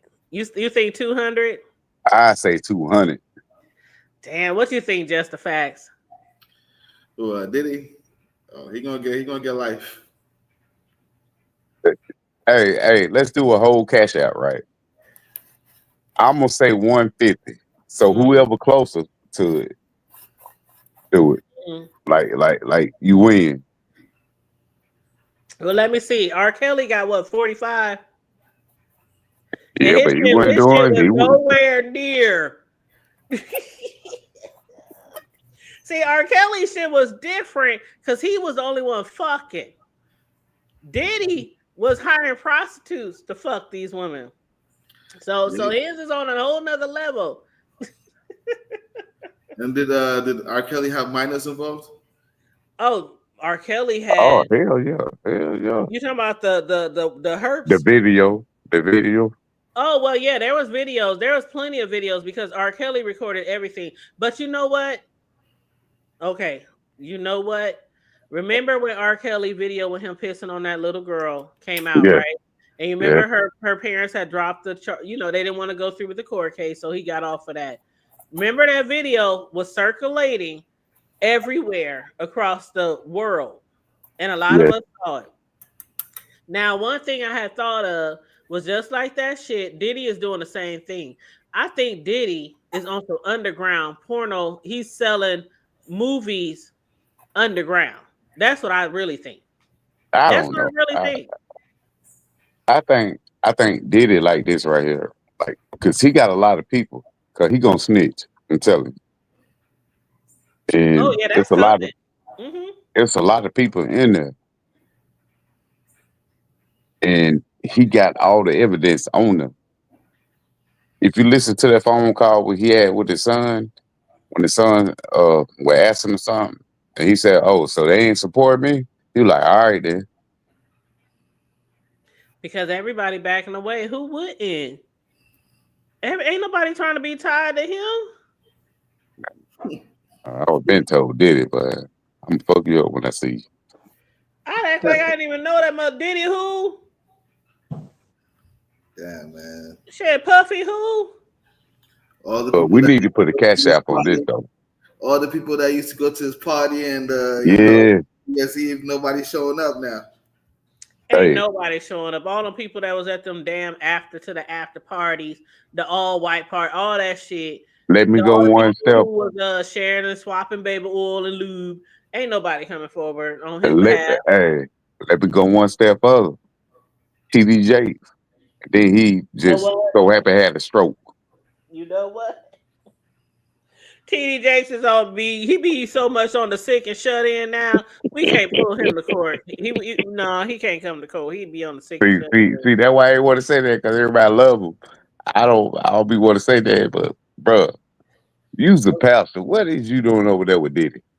Let me tell you one thing. The way I came up in the churches I came up in, uh, I, you can't tell. Nothing surprises me when it comes to the pastors or the people in the church or their children. Or I'm telling you, I saw so much shit growing up in these Pentecostal, non-denominational churches. I told a story when I was younger, y'all. When I was going to this one church, and I was about, I don't know, probably 6, 7. And during church service, you always have to go. There was bathrooms on the main floor, but you had to go like close to the front of the church towards like the Sunday school rooms to use that bathroom. So when church is going on and they're preaching, you actually got to go through the back and go down the stairs, to interrupt the service less. So I had went down the stairs as I normally would to use the bathroom, and I went downstairs. And while I was walking towards the little girl's room, as soon as I got off the stairs, the bathroom is right there, probably 10 feet away, the boys and the girls. So I was walking to the little girl's bathroom, and in this dark little corner, like this little cubby area next to the side of the stairs, was a man. That man was my good friend's older brother. And we all went to the church. And his ass was sitting in that corner with his pants down, holding his thing, telling me, come here, come here, come here. And I'm looking like, I'm only like 6 or 7. And I'm looking like, what the fuck? Now, I don't know nothing about sex. I don't know nothing about penis. I don't know nothing about nothing. I'm confused. I'm in confusion as a little girl. But I knew it wasn't right. Something in my mind said, run for your motherfucking life. And when I tell you, I didn't go to the bathroom. I turned around and I ran my ass so fast back up them stairs and ran through the goddamn church, through the main service area, and jumped on my mama's lap. And she was like, girl, what's wrong with you? Look like you done saw a fucking ghost. And I just sat there and I froze. I couldn't even move. I didn't understand what had happened. That's just one story. It's much worse that I had witnessed Oh, growing up in church. So when it comes to the TD Jakes and all that shit, I don't put no trust in no pastor. Okay, because a lot of them is only out there for the money, and you look and they sleeping with the kids, they sleeping with all the single women, they stealing money.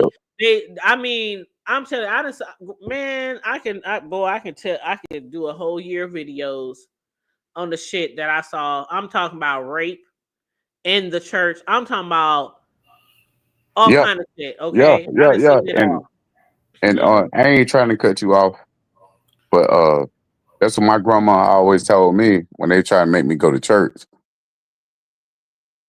She always preached to me like, get your own understanding and don't let no preacher send you to hell.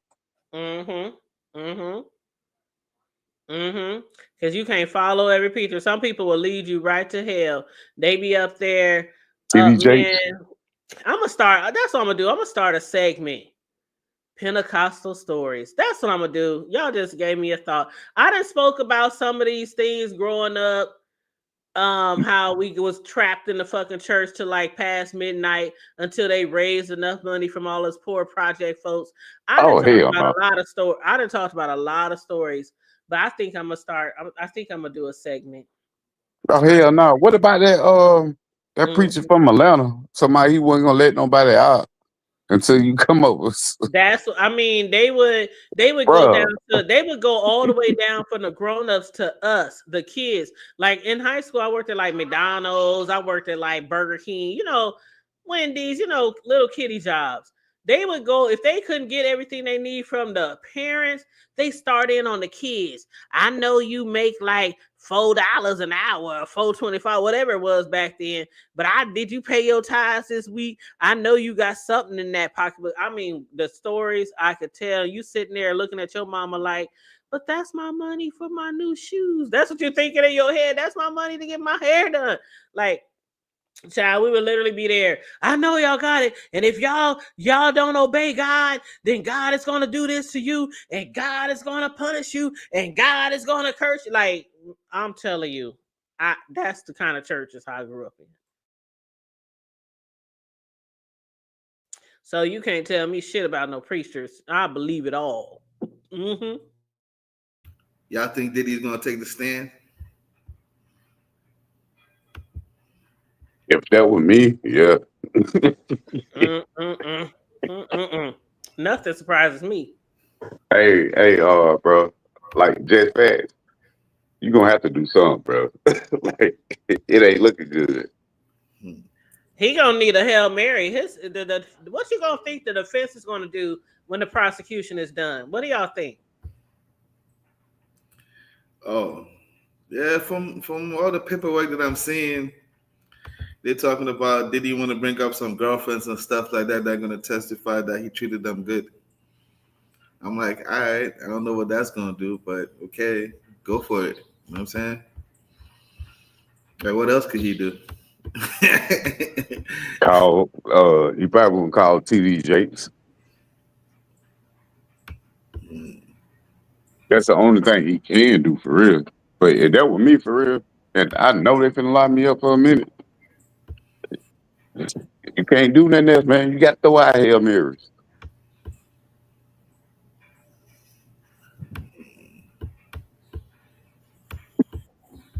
Crazy.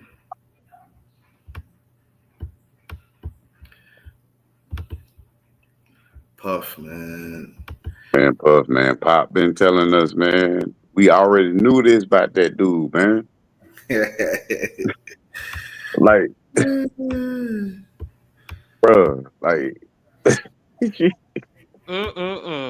I be laughing with it because I already knew this about the dude. I thought he was gay. It ain't nothing wrong being gay, but I'm just saying, man, goddamn, all that baby oil.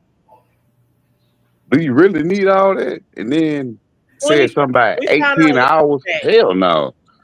We found out yesterday, just by facts. Did you hear it? Over 24 bottles of baby oil each session. Yep. Hell no. Yeah, that's crazy. Hell no. You know what? I don't even even like baby oil. I never did like baby oils. Yes, cute to put on the babies, make them smell all clean and they skin all smooth. But I always hated baby oil. Like it's too greasy. It's too, you know what I mean? I can't imagine just swimming around in that shit. 24 bottles while Diddy is up there recording you the whole time, like all the shit that they was doing. I'm talking about the 18 hours. Oh, that's like a lot of sex. I said 40 minutes. You know, they showed one of the videos today in court. Mm-hmm. Yep. Oh, for real? Yeah. Mm-hmm. And I think that's the one. That's the one where, you know, she asked the guy to get put on the condom, and Diddy was like, "No, yo, man, that shit right there. Yeah, that got him at least 20 years right there." And there was one where she said she didn't want to do it, and he basically was telling her, "Oh, you can't take no more dick." Yeah. Mm-hmm. Yeah, man. That shit is crazy. It's really like it's like now that you see at first people's like, oh, it's a free cause, it's just sex parties, Diddy just freaky. But when you really look at it, like he would tell these girls, it's gonna be me and you, we going out, we going to wine and dine, we're gonna celebrate your birthday. And he would always tell them, oh, this is just one-on-one. And then as soon as they get to the location, you know what that's called? Huh? I said, do you know what that's called? What? Fraud. Yes. And that is in the paperwork, the indictment, fraud. Exactly. Fraud. Mm-hmm. Force, coercion, or fraud. Yep. Like you lying to these women and telling them, oh, we're just gonna have sex all by ourselves. It's just gonna be me and you. And then every single time, my mind just I can't even comprehend somebody so vile, so like he's a fucking pimp. He's a fucking pimp. He's just doing it. He's not doing it the normal way where you just go out there and men pay you to have sex with your girls. You are paying women, you are paying men to have sex with them, and then you giving the women money for their house and for their clothes and for their hair and for their cars and shit like that. It's just a different way of pimping. I say like this: how the hell you gonna fly a dude out to fuck your old lady? Thank you. And fuck behind her and fuck behind them. And play, and how you gonna play in another man's ejaculation? I know. That's when man, see, I turned it off. I couldn't do it anymore. I was like, yeah. I'm done with it, right? Yeah, that's what 400 was saying in the chat. 400 kept saying, "I'm done. I'm done." Yeah. When they said that, I was like, I'm like, yo, this is like, it's over, man. Like, I wanted to go to my computer and delete all Biggie songs. That's why I said, take that. It has a whole new meaning. Yeah, man. That's it right there. I was like, hell no, I'm done with this. I'm like, this affects Biggie's legacy. Yeah. Hell no. You know what, you guys? Okay, let me tell y'all what I had a thought of. Okay, y'all tell me if I'm reaching. Okay, so we know Pac murder was very suspicious, right? Yeah. We know Biggie's murder was very suspicious. Yeah. And we know they both allegedly had a lot to do with Diddy. Do you think that it may have been something going on where they wanted to reach out to people to talk about things they know about him, about this type of shit? And maybe he didn't want the word out. And I'm saying, yeah. Cause you know he paid $1 million to have Tupac killed. That's what I heard. And with Biggie knew too much about him, right? And I think he had something to do with that too. I think what do you call it? There's no statute of limitation on murder, and if Diddy has something to do with it, the feds are probably doing that investigation right now to put everything together. Because right now they got all his cell phones, they got all the computers, they got all the disk drives. Yeah. They got Where you think they get all this stuff from? All these stories. Where you think they get them from? Well, you know what? I think if he gets locked up for a long time, I think people who may not have had the been courageous enough to speak out on those I think it's gonna be. I have a bad feeling about this for Diddy. I What mean, you think about it'll the be good. girl? What you think about the girl Dunn? Don Richards. Yeah, Oh, yeah, from yeah. What you Vanity. think about that? I don't know. I don't believe that shit I for think real. she was probably the weakest link. Yeah, yeah. The only okay, so when it comes to Don Richards, you remember that website I showed you guys with all the information and everything like that? Mm-hmm. Mm-hmm. So Diddy reached out to her and he tried to tamper with her and everything like that, and she wasn't Right. budging. So based on that, the same way Diddy reached out to I forgot the other girl's name. Yeah, the other girl. Yeah. Yeah. So it lets me know that Diddy feels like, yo, she got something on them. And of course she got something on them. They were in the group. They were going on tour. They definitely knows some. And then, with the making of the band, she definitely has some information and whatnot. You know what I'm saying? Oh, hey, hey. Yeah, yeah. Now, as to whether she was able to articulate it properly and whatnot, that was a different story. Bro. I think it just something probably happened to her. Yeah, well, something that happened to her. She did what she did, and when Cassie won, when Puff settled with Cassie, I think that just opened the door. Of course. Of course. Of course. Of course. That was the floodgates. That was the floodgates. Yeah, and then everybody can come in and say, "Well, this is what happened to me too, so I need money." You get what I'm saying? Yep. Because I think Don has a lawsuit against him too, right? Yep.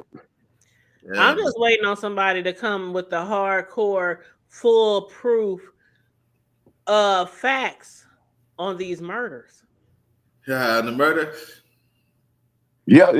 Well. I mean, we didn't The heard boy conspiracy that theories and actually things got the like that. money, the boy that actually got the money, he died, right? Yeah. So Well, yeah, that's what they. the Yeah. feds had sent what the dude named Keeper D to holler at him, right? Mm-hmm. And confess like where my part at. You get what I'm saying? Mm-hmm. But I believe Puffy had that. I believe he had it set up. I believe it. Yeah. Well, after 3 decades of investigating his murder, maybe we might find out some. I mean, we hear the conspiracy theories, we hear the allegations and things like that, but we just it's not concrete. It's just not concrete. We can It's say, well, oh, he did it, and oh, Puff did okay. this. They paid him this money, and that. Okay. But nobody has no. And even sometimes when the court or the law, when they find somebody guilty or whatever, even if that person is long past dead, if they really, really think they have this person, they'll still be like, okay, we're closing this case because we know for a fact this person did it. We just can't do anything because they did. There Yeah. nothing has been done. You know what But I if mean? you listen to his uncle when he tell that story, okay, they went to a club before because Tupac them supposed to have been over there, right? Right. Okay, so what is one person doing when you got all these blood and you're a crip and everybody know who you is and they point you out and you just standing right there and they just stumped you out. So they had to have a spotter or something. You get what I'm saying? Mm-hmm. Mm-hmm. So Yeah. I just want somebody to face the. I just want somebody did the crime, face the time. I just want a lot of people want. I mean, people. Biggie's perfect, mother is no perfect. longer even here. I know she would have loved if somebody would have been, convicted for her son. Pac's mother. I mean, like Yeah, it's way more yeah. It sadder just when the parents of these people are no longer here. And we know that the murderer could still be walking around, or they could be dead, but we still don't have no closure on that story. It's a lot of people still grieving certain yeah, celebrities. They might not be family, but to us, it's like we have like a kinfolkness to these people, like Left Eye, like Whitney, like Tupac, like Biggie, like I can go on and on and on. And so many people are still heartbroken over certain celebrities, and it's like we can't get no closure. Like, like it's very sad. Them all facts. But so if something comes out about him, boy, not only this shit, but then somebody come with some real shit. What you Oh, call that dude? he ain't What you call that never. dude? That had Tupac shot when he was in New York. His name Jimmy Henson, right? Yeah. We didn't know he had something to do with it, so he started snitching and shit. But Pop said he had something to do with it, right? When he got shot the first time. Of course. And then we didn't know about it. Like, we ain't really know how to believe Tupac until this nigga just snitch on his own self and say, yeah, I had something to do with that shit. You get what I'm saying? I tell you, if you go back, and he listen also to said in his songs, Tupac kind of predicted his life, but he also talked about that in his songs too. Yeah, because I don't know. Like I say, Tupac, my dad. So I don't know. That's what I'm saying. People That have nigga like raised me. the fondness of these people, and it's like all we want is justice. All we want is justice. And that's it. And it's just so because Tupac wasn't just some regular rapper. Like, he wasn't just some regular fly by night, one hit wonder. He was everything all wrapped up in one. And he also stood for the people. He spoke for his people. It's like he might have been out there hood and thug and all that kind of shit, maybe fight and all that kind of shit. But deep down inside, he was a good person deep inside. I truly believe that. Yeah. Mm-hmm. Yeah, but listen to his songs though, like Keep Your Head Up, Dear Mama, and all that. Brenda. And he gave it to all like the single black women. Yeah. But he had to make songs to, you get what I'm saying? He had to make the hip hop. He knew what people wanted, but still he also intertwined real shit. And that's why a lot of people liked him, because he discussed real shit. Yeah, we might, pop off and get in fights and bust whatever, but real shit, he discussed real life shit. Yeah. Brenda had a baby. That was like, when that shit came out, everybody knew a Brenda. Everybody knew somebody knew a little girl that was being fucked off by a family member or some nasty ass man in the family or around the corner and knocked her ass up, and now she homeless and addicted. Everybody knew a Brenda. So it's like he spoke about real shit that went on in life. That's why I fuck with Tupac, because when I was coming up, when I was listening to him, it was like whatever he was talking about, it's like you could put it into your life. You get what I'm saying? Mm-hmm. So, yeah, especially like the Dear Mama song. Like, a lot of people that Dear Mama song. Living in the bricks and the projects, no food, no money, hand to mouth, lights off, gas off every month. You don't know if you're getting evicted or not. Like, yeah, a lot of people were able to relate. Yeah, because he said one thing that got me when he said, hugging on my mama from a jail cell, right? Mm-hmm. That's real talk right there. Mm-hmm. That's real talk.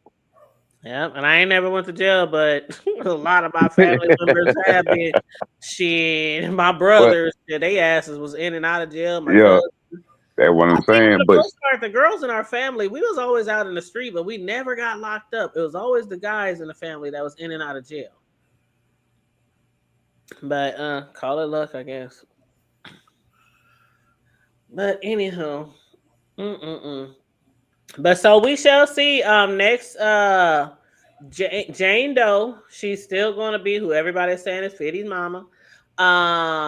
Everybody believes it's gonna be Diddy mama. Diddy mama. Mm-hmm. From her testimony, she literally describing who her baby daddy is, and the fact that she said in I think the baby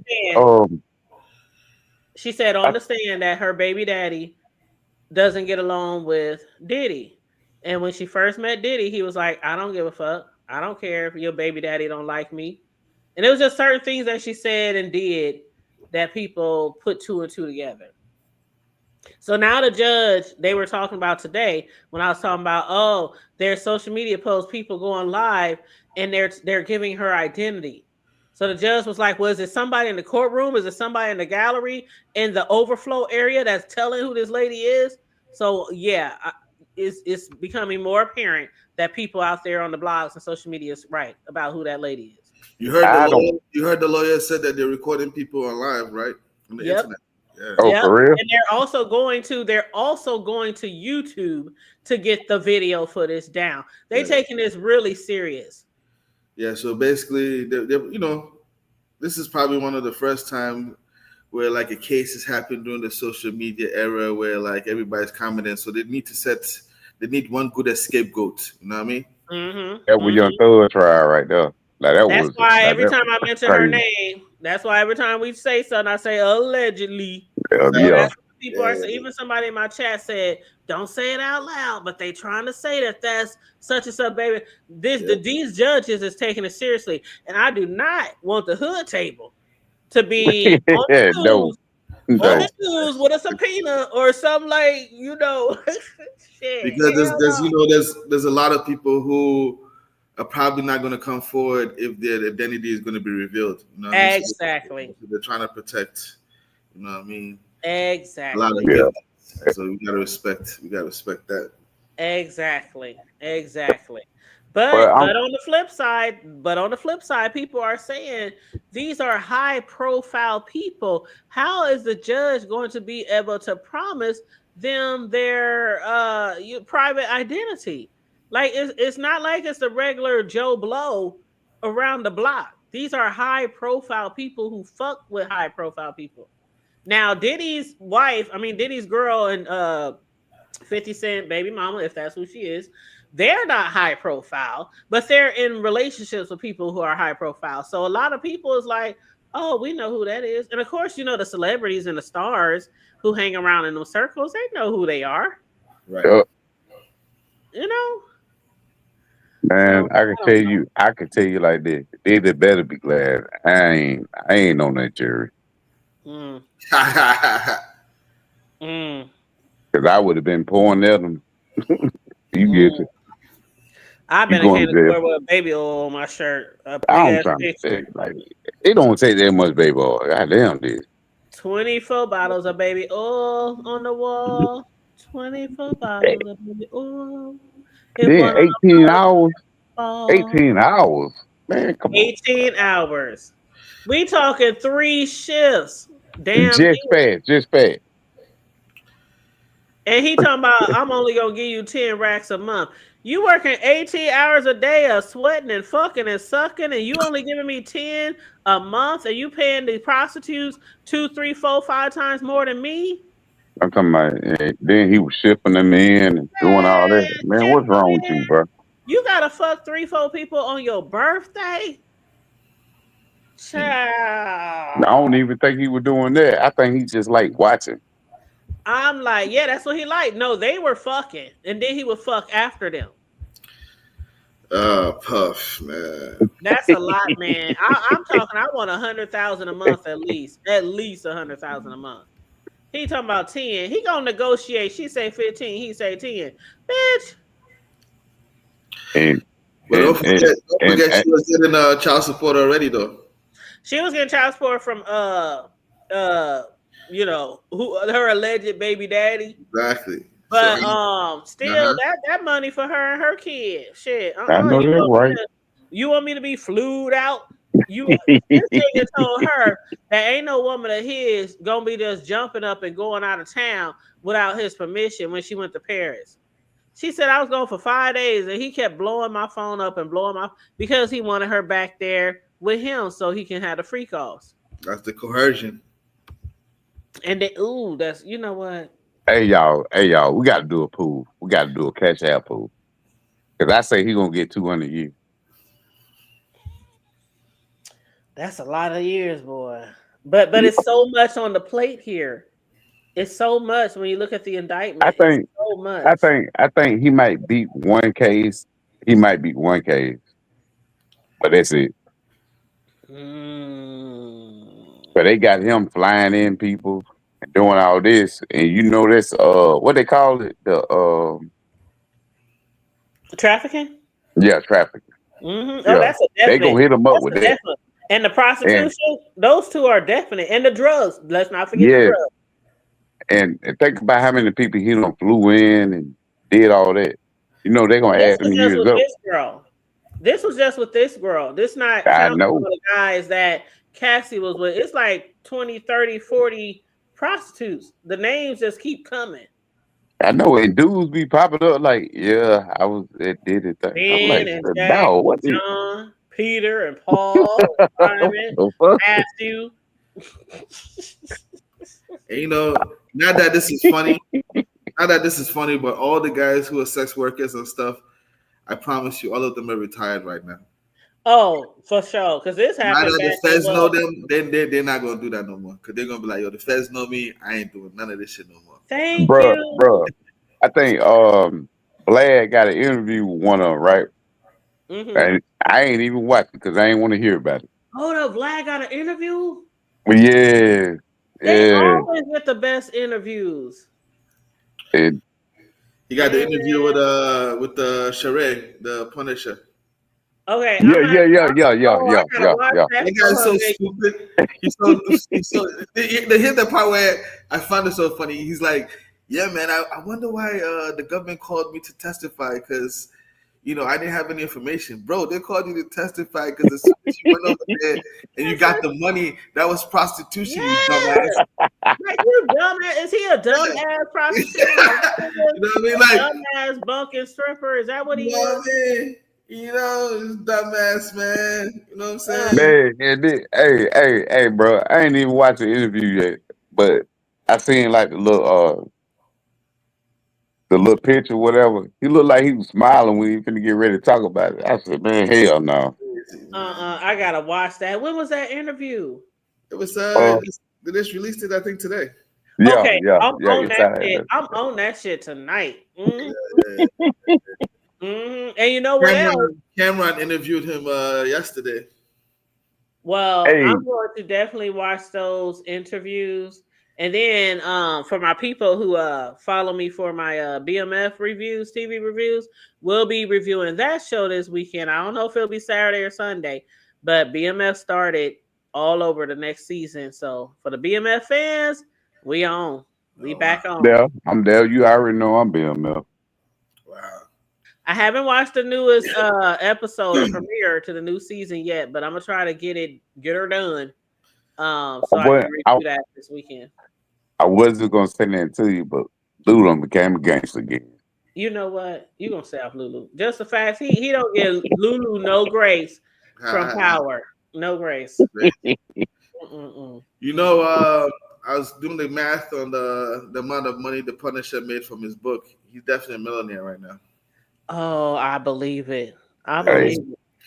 Selling for $25 on Amazon and became the number one bestseller. Man, you know what? These people who are on the trial and been subpoenaed, if they was to tell all their stories, they can make a killing on books and Man, hey, I'm talking to Just Facts, right? mm-hmm. Facts. This So, dude on Vlad telling like what the freak out was about. I'm like, bro, why you get on there?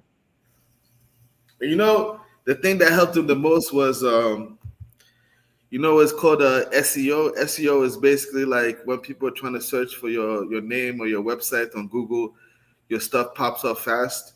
mm-hmm. So the big deal, the advantage that he had was if you're in like New York and you search for like male escort, he's the first dude that pops up. Yeah, I don't know nothing about that shit. Yeah, so he said he paid a lot of money for his SEO experts. I know what you're talking about because my the Hood Table, I have a website, thehoodtable.com that I pay for every month. And sometimes I'll get like random emails from people saying, "Oh, we can help your SEO." and we can help.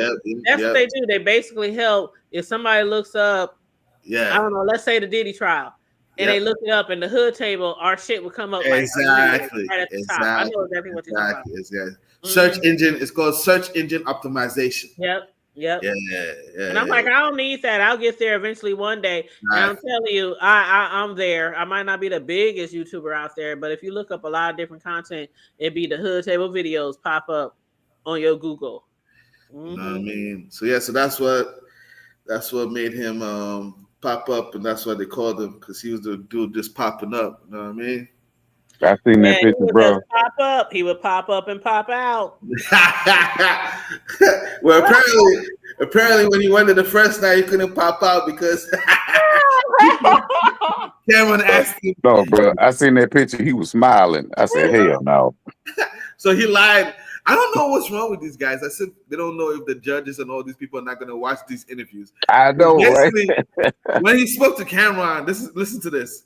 So he lied on in the court, because they asked him the first day when he went over there. Well, I won't say he lied. He didn't tell the entire truth. Let's put it that way.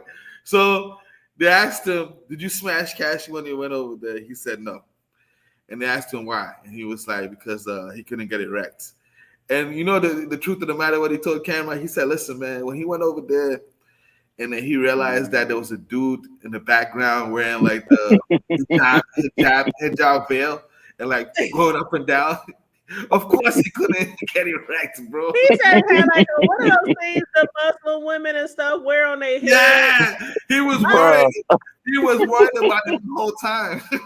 So you see Diddy like moving his hands. You know how they move their hands like that. Exactly. Hey, bro. When Cassie asked him if he wanted to finish, he said no, acting like he was trying to keep it professional. But the fact of the matter, he was trying to get up out of there real quick. No, they probably was like, "Is that Diddy? Is that the motherfucker?" That's what I'm saying. Imagine walking in the room. I can't. You know, I got Cassie. And you trying to record me? Nigga, I look to the side. What the hell? Diddy, what you doing, nigga? You just pop in thinking you gonna have this little thing with this pretty woman, and next thing you know, this Diddy pops out of nowhere with a camera. Even if you remember when Cassie called, she said she was having a birthday party. Yep, she said it was so he was probably expecting me like some bachelorette stuff. That it was a bachelorette party. Yep. Mm-hmm. Oh no, but you know, I can only tell you what I do. Once I walk in the room, and I don't care if the light come on or go off. If I look to the side and I see somebody looking at me, this ain't gonna turn out good. I can't do. That's so much sex. They make me not want to have sex for the rest of my life. Like, and then I ain't gonna lie, hood. They got me nervous now. The pain, the UTIs, not being allowed to use condoms. It just makes me feel so like y'all just They got me nervous now. And y'all in those circles with all the celebrities, man, them people be doing all kind of shit. If they ain't doing it with each other, turning tricks and swinging with each other, then they doing it with prostitutes. Like, Diddy, find something to do with your money besides paying prostitutes to fuck your women. Like, I don't get it.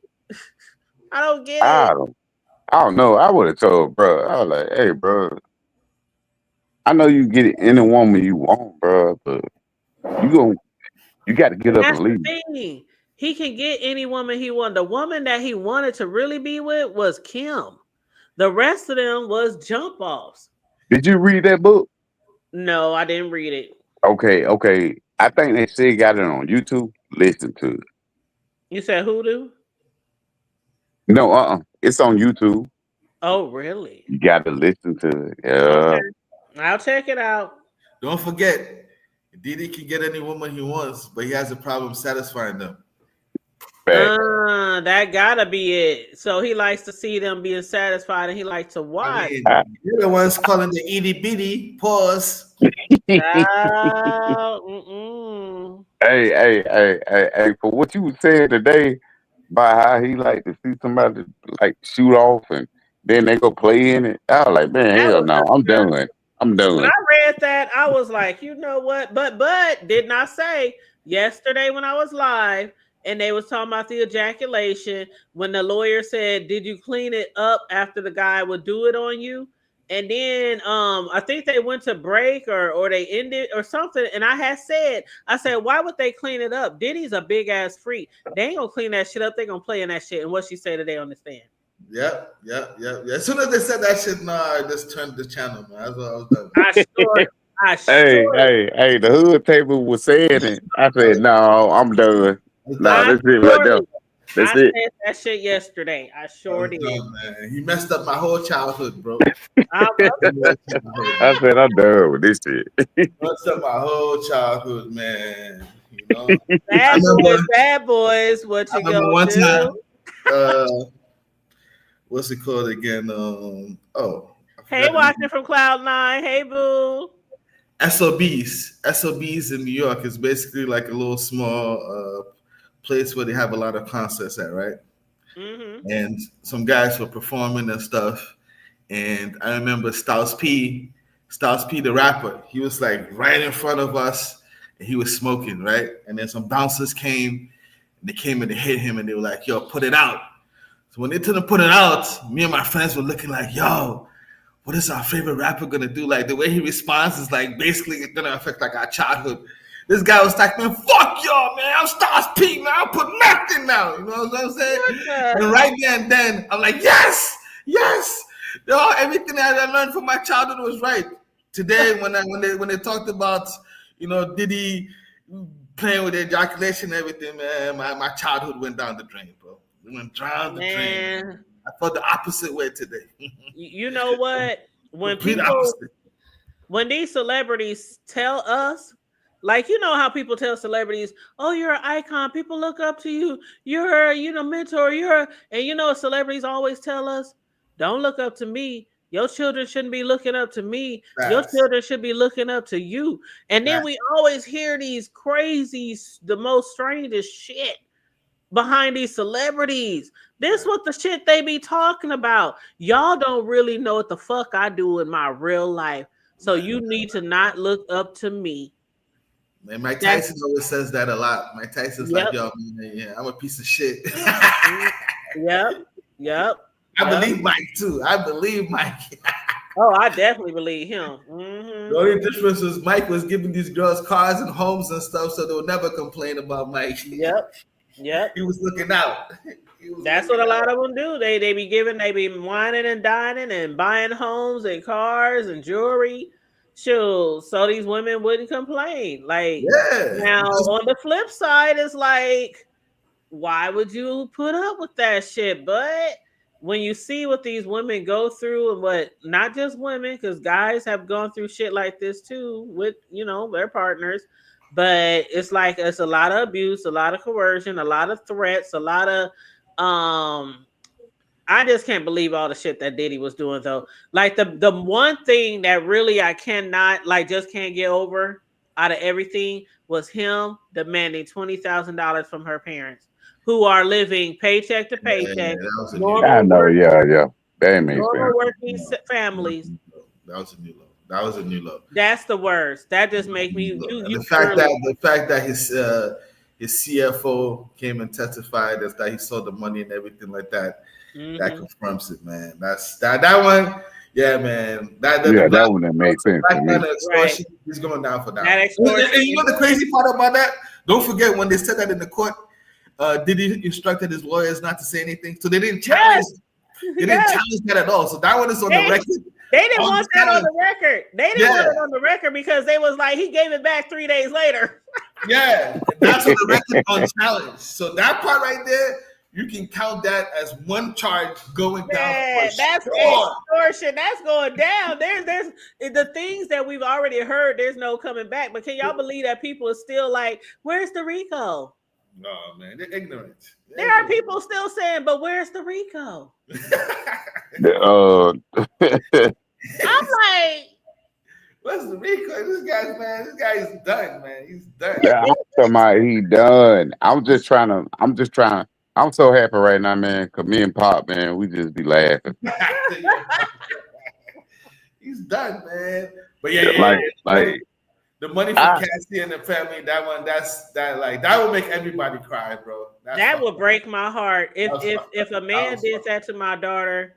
I know that's right. Hey, I swear to fucking like I get emotional when I talk about my daughter. Man. I wish a motherfucker would. My family is crazy though. I mean, I don't know how any of us could have had something done like that to us, because my family is like, they can be a lot. And I'm sure there's other people out there too who, like, my family, my brothers and cousins, they would have been like, motherfucker, like they would have been, flew out. They would have been like, I don't care if you got security guard, we got shit too. Yeah, we got it too. It's not too many of us that don't have weapons. And I'ma holler at you about it too. And I'ma holler at you. You got weapons? They didn't make the last ones when you got yours. Like, are you serious? You demanding, like, if that was my grandma or my auntie or something, and they said Diddy told us we better give him 20,000 or he gonna Cassie. Man, you know what got me? You know what got me? When I seen that video when he beat her up right there. If a nigga touch my little girl like that, thank you. Like, I don't give a. Yeah, I'm gonna take your money. I'm gonna do all that. But I'm gonna put hands on you. That's what I'm talking about.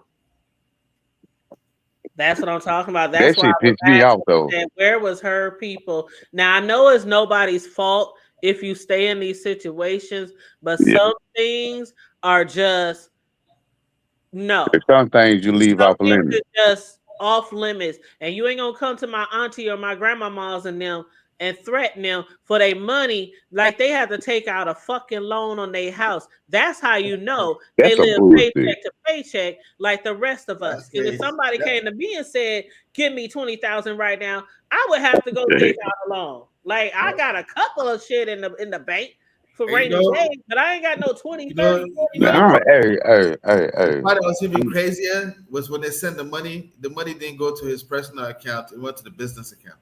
Yeah, man, you know I'm the wild cousin, right? Mm-hmm. Like, I'm gonna run up on you. Mm-hmm. Man, I'm gonna get that money.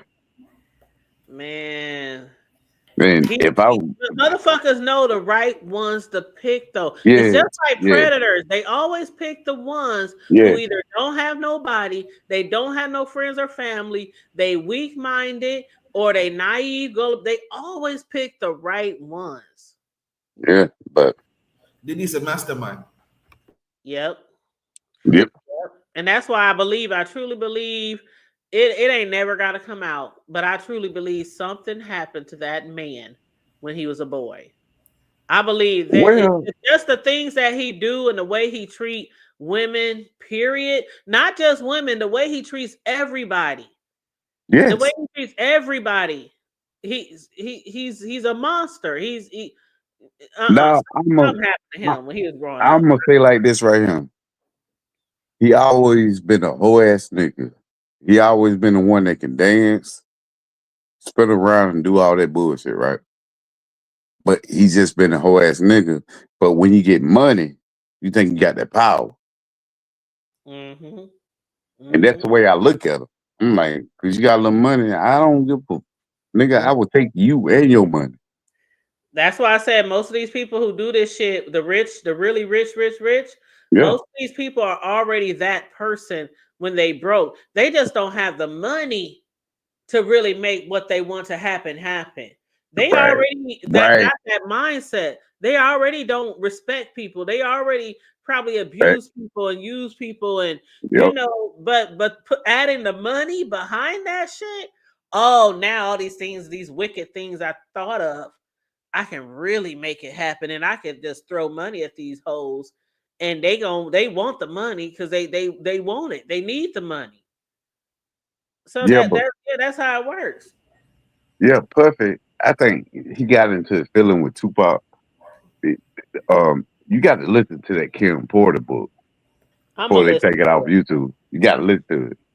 I'm gonna listen to. Damn, I don't know what to watch first: the book or the interview or BMF. I don't know what to do. Listen to that book. I'm telling you, like, Oh and then you wonder why Pop was saying all this shit about Puffy. man. Why you think he called him Puffy?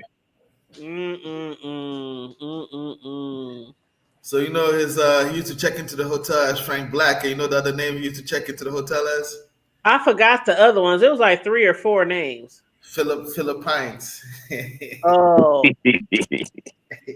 And that name sounds suspect, bro. Philippines. I'm like, yo, what the hell? You know what I mean? Philippines. Crazy. This is crazy though, man. There's like, one person. just go. There's one person when that person gets into the courts, it is officially checkmate. And you know who that person is? Is it a female or male? It's a female. You talking about KK? Yes, it's over. Yes. Oh, I can't wait. I can't wait. I've been saying that for days. I can't wait to KK. KK, Kristen Karam.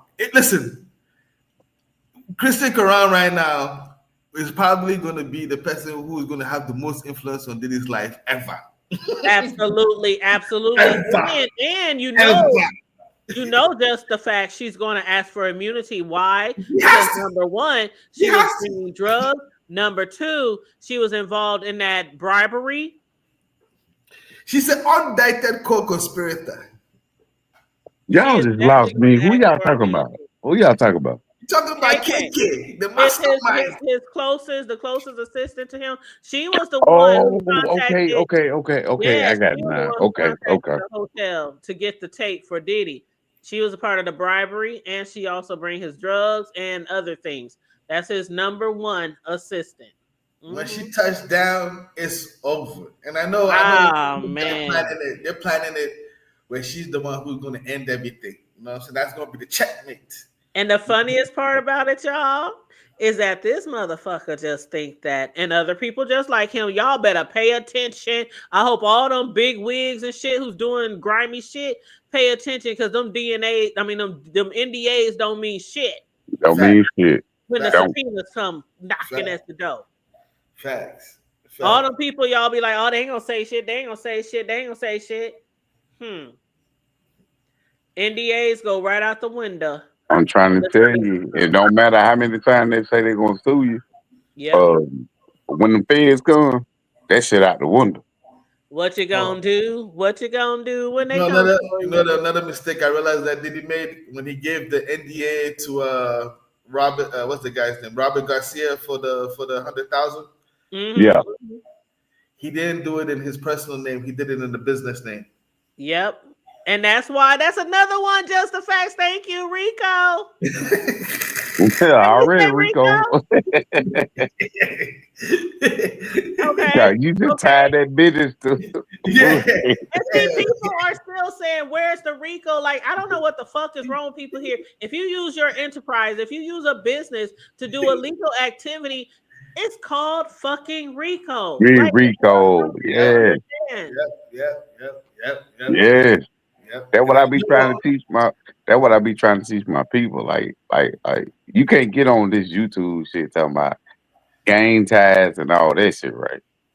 Because that's a whole Rico. Money when he filed the taxes for the company, they didn't put it down that the 100,000 was for bribery. It's a lot of money that Diddy spent on certain things that was not recorded correctly because they were fraudulent or illegal. And including all these damn strippers and prostitutes and paying them for their services, and they not filing taxes, and it's just so much. It's just so much. I know, man. It man, like, I'm smiling so hard right now because I know he gonna get 200 years. Smiling for Pop. Yeah. I just want to go see him and be like, Diddy, I knew it. You said I knew it. I knew, Diddy. I hate you, nigga. He said I knew it. Crazy, man. Oh Lord, but y'all, let me get You my butt know, off I'm of from here. Alabama, so you know my words. Hey, I might be from the Country, Midwest, but my family from the South. Okay, so I have a yeah. mixture. I know people say it all the time. Why sometimes you sound like you from the South, and then sometimes you sound like you like because I mean all my family came from the SIP. Like, hey, what I don't know what to tell you. Not about 75, maybe 70% of my family is in Memphis. So that tells you something right there. Like, and that's You my already know. Yeah. immediate family. That's not the second, third, fourth. That's like my immediate family. Like half of us, some of us up here, some of us down south. Like, you know, it is what it is. But yeah, I get you. But I'm gonna go ahead and write the little song for Diddy. I be missing you. Where's Faith? Cause you know I take shots at Diddy, man. I do not like that dude. I don't like how he walk. I don't like how he talk. Cause I don't think he like that. Well, I never had a I don't want to say I had a dislike for Diddy. I I did. actually always thought he was smart. He knew what he was doing, but money moves, buying this, selling that, owning this. I always thought he was just one of those. Like, see, that's the thing. That's why they say people should not look up to these celebrities because you don't really know what the fuck they do behind doors. All you see is the rich, the clothes, the jewelry, the yachts, the boats, the cars, the homes. But we don't really know what the fuck shit they doing The thing that behind it. pisses me off about Diddy is the fact that he was preaching all that black excellence and shit. Fast, bro. Fast. And then not knowing behind closed doors, this is how he was representing us. Oh, Diddy. Oh no. He let me down. He let me down. He let me down. He let me down. Yeah. Oh, 300. Hold on. 313. Noble said a lot more about to come out about P. Diddy. Get ready. You said I'm at work doing voice text. What? Yeah, but I'm gonna tell you like this right here. Like like all of them shook. Cause Diddy got too much on them. And how he not gonna get 200 years for what he say? Well, see, that's the thing. People are saying that Diddy might start snitching on other people Yeah. of high profile. He's already You snitching. know, we don't never know the names that might come out if he starts talking. But I don't think that he will just get like a slap on the wrist. Hell no. He's still gonna get a lot of time. Hell no. He better be glad I ain't sitting over there looking at him. Mm-mm-mm. Cause I'd be pointing at him talking about, you know you're going to jail, right? What's that? What's that? Oh, you know you fucked up, right? On Menace to Society. You know Yeah, you're you know fucked you up, fucked up, right? right? You got folks sitting over here. Oh, Man, nigga, you guilty. You guilty. he talking to old dog. Hey, you know you fucked up, right? You know another person.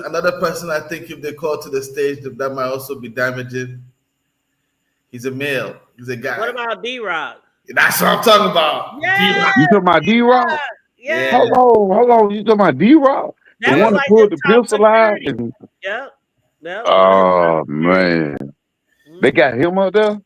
No, but we think they gonna have him up there. Man, he better fall. I D-Rock know got to fall back from that. it's going to be a real simple conversation they're going to have with D-Rock. Everybody afterwards is He going to come can't. out for immunity. Yeah, He you either can't. want to He come and can't. testify against Diddy and get immunity, or you can be on He Diddy's can't side pull and up. we'll put both of you guys behind bars. Let's see what But they he can't do. pull up, bro. He cannot pull up. He's gonna pull D-Rock up. can't pull He's up. gonna pull up. He's gonna pull up. But see, they set this shit up right because for weeks and weeks, people been saying, we hear the abuse, we hear this, we hear this. They set this shit up right. They saving the best for last. Yes. All of the Rico shit gonna I come know. out in the end. Right now, they just showing his abuse, course. his power, mistreating people. Yeah. What You is know really gonna happen? All these people who is really close to him, they gonna all ask for immunity and they gonna spill the motherfucking beans. Okay. You know- The only one I tell them not to call is Gene Deal. They're not going to be able to call Jim Deal because Jim Deal's been going to the court case. So if you go to Yeah, the court case, that damn Gene Deal. You know all this, but you never did that. Hell no. You know Diddy better pray. Diddy better. You got to pray just to make it today. He ain't gonna pray. One thing I found interesting is they were saying that one of the rules that the government and everybody's supposed to abide by, but the government usually abides by, is if they find some evidence that goes against their case that helps Diddy, they have to call Diddy's lawyers and give them the information. Mm-hmm. But you know he got Brian Steele though. Brian Steele though. So, like for instance, people probably ask why they brought that Brianna, that Brianna girl who kept on saying, "Yeah, Bonna." Remember shit. Yeah, Brianna. Yeah, she don't remember. She don't remember. The feds don't care. They'll bring the people who they came across that are not credible. All that, bring them all in there. Let everybody come say the shit. At the end of the day, it's the jury that makes the decision. Yep, jury got to make the decision. And I know if they see the Ricos, if they see the Ricos, I know the jury. I know the jury see the Ricos. It's already in the bag for the government. Yeah. Oh yeah. They still got like probably 5-6 more people in the bag. Then they're gonna hand it over to the defense. Hey, yeah, I'm talking about like if you get 50 years took off, you got one charge, bro. They hitting your ass with 200 years, bro. You ain't finished New York no more, and you ain't gonna be dancing around the city no more. So. I just wish I could get some of them millions after he locked up, child. It's not gonna be. It's not. I don't think Trump is gonna pardon Diddy for free. Hell no. Hell no. And that's the fucked up shit, man. Trump ain't in the phone with that nigga. Like, really? But then when you all the shit he represents Trump, that's right up his alley. The free. Hold on. Oh. What I vote for Trump because he part of my. Oh Lord, I gotta go. Part of Larry Hoover. I gotta go. It's time to go. Turn off the lights. Yeah. It's time to go. No, you can vote for whoever you want to vote to. Yeah. But not just you. I'm just saying for anybody. Vote. Yeah. But I'm just saying, Trump is not going to pardon that dude. He might. I hope not. He's not. He's not. He got too much. He got too much shit. Like he got too much baggage. They said not that they said, but did he try to put up $50 million for the bail? Yeah. Yeah. Well, I feel like Trump might be like, yo, bring that $100 million over here, bro. Donate it to the museum, bro. By the time he done with all this court and paying off these attorneys, he already lost $600 million. Yes. I don't know what he gonna end up with after this trial. Yes, I would have put up $1,000, and I'm gonna hold my other money. Like I'm not gonna pay y'all all this shit right here, and you can't even get me out of jail. That's right. They don't pay all up front when they do that shit. They pay the retainers and all this kind of stuff. That's what I'm trying to tell you. I'm not gonna do that. I'm not gonna do that. Shook. Trust me. They probably that's another thing too. These lawyers, man. They probably got Diddy shook all in his pockets, all doing all sorts of shooting that bullshit to him. Yeah. Can y'all believe that he's still paying people's rents and shit? Yes. Why he locked up? Like that lady said, they said, when the last time he paid your rent? Oh, he's still paying it. She said that today on the set. Yeah, but see, you got to see, like they hadn't frozen his funds yet. It's not the froze. So the money still go out. 10K. I just can't believe he's letting it go out. Your life is on the line here. No, that's right. Paying for bitches rent. Let Fiddy or whoever the fuck her baby daddy is pay for her rent. Like your life is on the line. You losing billions and millions of dollars every day. I know. Right? I told her, hell no. You ain't finna get no more money. He was still paying the rent, hoping that she wouldn't show up in court and snitch. Yes. Yes. You already know. You already know. What you feel you're supposed to do? Not to pay her rent and then hope she comes to court and do something good. You're right. But see, think about it though. The Fed's so smart, right? They letting him do whatever he want to do. Of course. And then they gonna bring it up later. Yep. Don't forget the first time the trial when they came and they went on TV and they talked about Diddy and stuff. The guy kept on saying, "This investigation is what is on ongoing. It's ongoing. He kept on saying that shit. It's ongoing. It's ongoing. They're gonna Hey Deanna, hey boo, what up, my verbal assassin? Let me tell you, verbal assassin, man, that's my girl. Man, her lives be lit this morning. Oh, I'm for telling real? you, yes, y'all gotta subscribe to Verbal Assassin. She's from the Okay, okay. Tell her drop the But link. yesterday, your live was lit, but the live with the one with Olivia and Cruiser and Mother and Vaughn came back out the man. That live was so fucking lit. I was just ooh. I'm hold on. Matter of fact, let me grab the link. Let me grab my hunger. Matter of fact, you a moderator. Bullshit. Drop your link, girl. What was the topic? Well, see, we're actually a part of the beef sector. So I don't know if you know about what the Yeah, beef dope. sector is. No, you have to educate. But it's a sector of YouTubers who somehow fell into this area, and most of the time they just be beefing, like beefing about just beefing. It's kind of hard to explain, but people be getting doxxed, Bro. people that got stalked, people that had been in court. I don't know how many times, lawsuits. I mean, it's just a lot of. Okay. Okay. But a lot of the content creators in the beef sector are very fucking entertaining. I will not lie to you, okay? I've been in that area for like over 7 years. So that's like, if I can associate myself with any sector on YouTube, it is the beef sector. That's amazing. So yeah. So yeah. That's my first time hearing about that. A lot of people have no idea about the beef sector. They have no idea. It's a whole sector going 7, 8 years strong. Wow. Yes. Wow. Yes. Mm-hmm. So yeah, but Deanna is one of the best ones. In out of like basically when you come to like the roasting and gagging and dragging, Lord, I'm not putting nothing on top of nothing. Like she's that. She's Yeah. the one. She's her. She's the one that a lot of people don't. They either they gotta be ready when they try to run up on her. You know, try to go up on her because she will tear your damn ass apart. Like verbally. You see, her name says Verbal Assassin. Yeah. And is there a huge audience for this?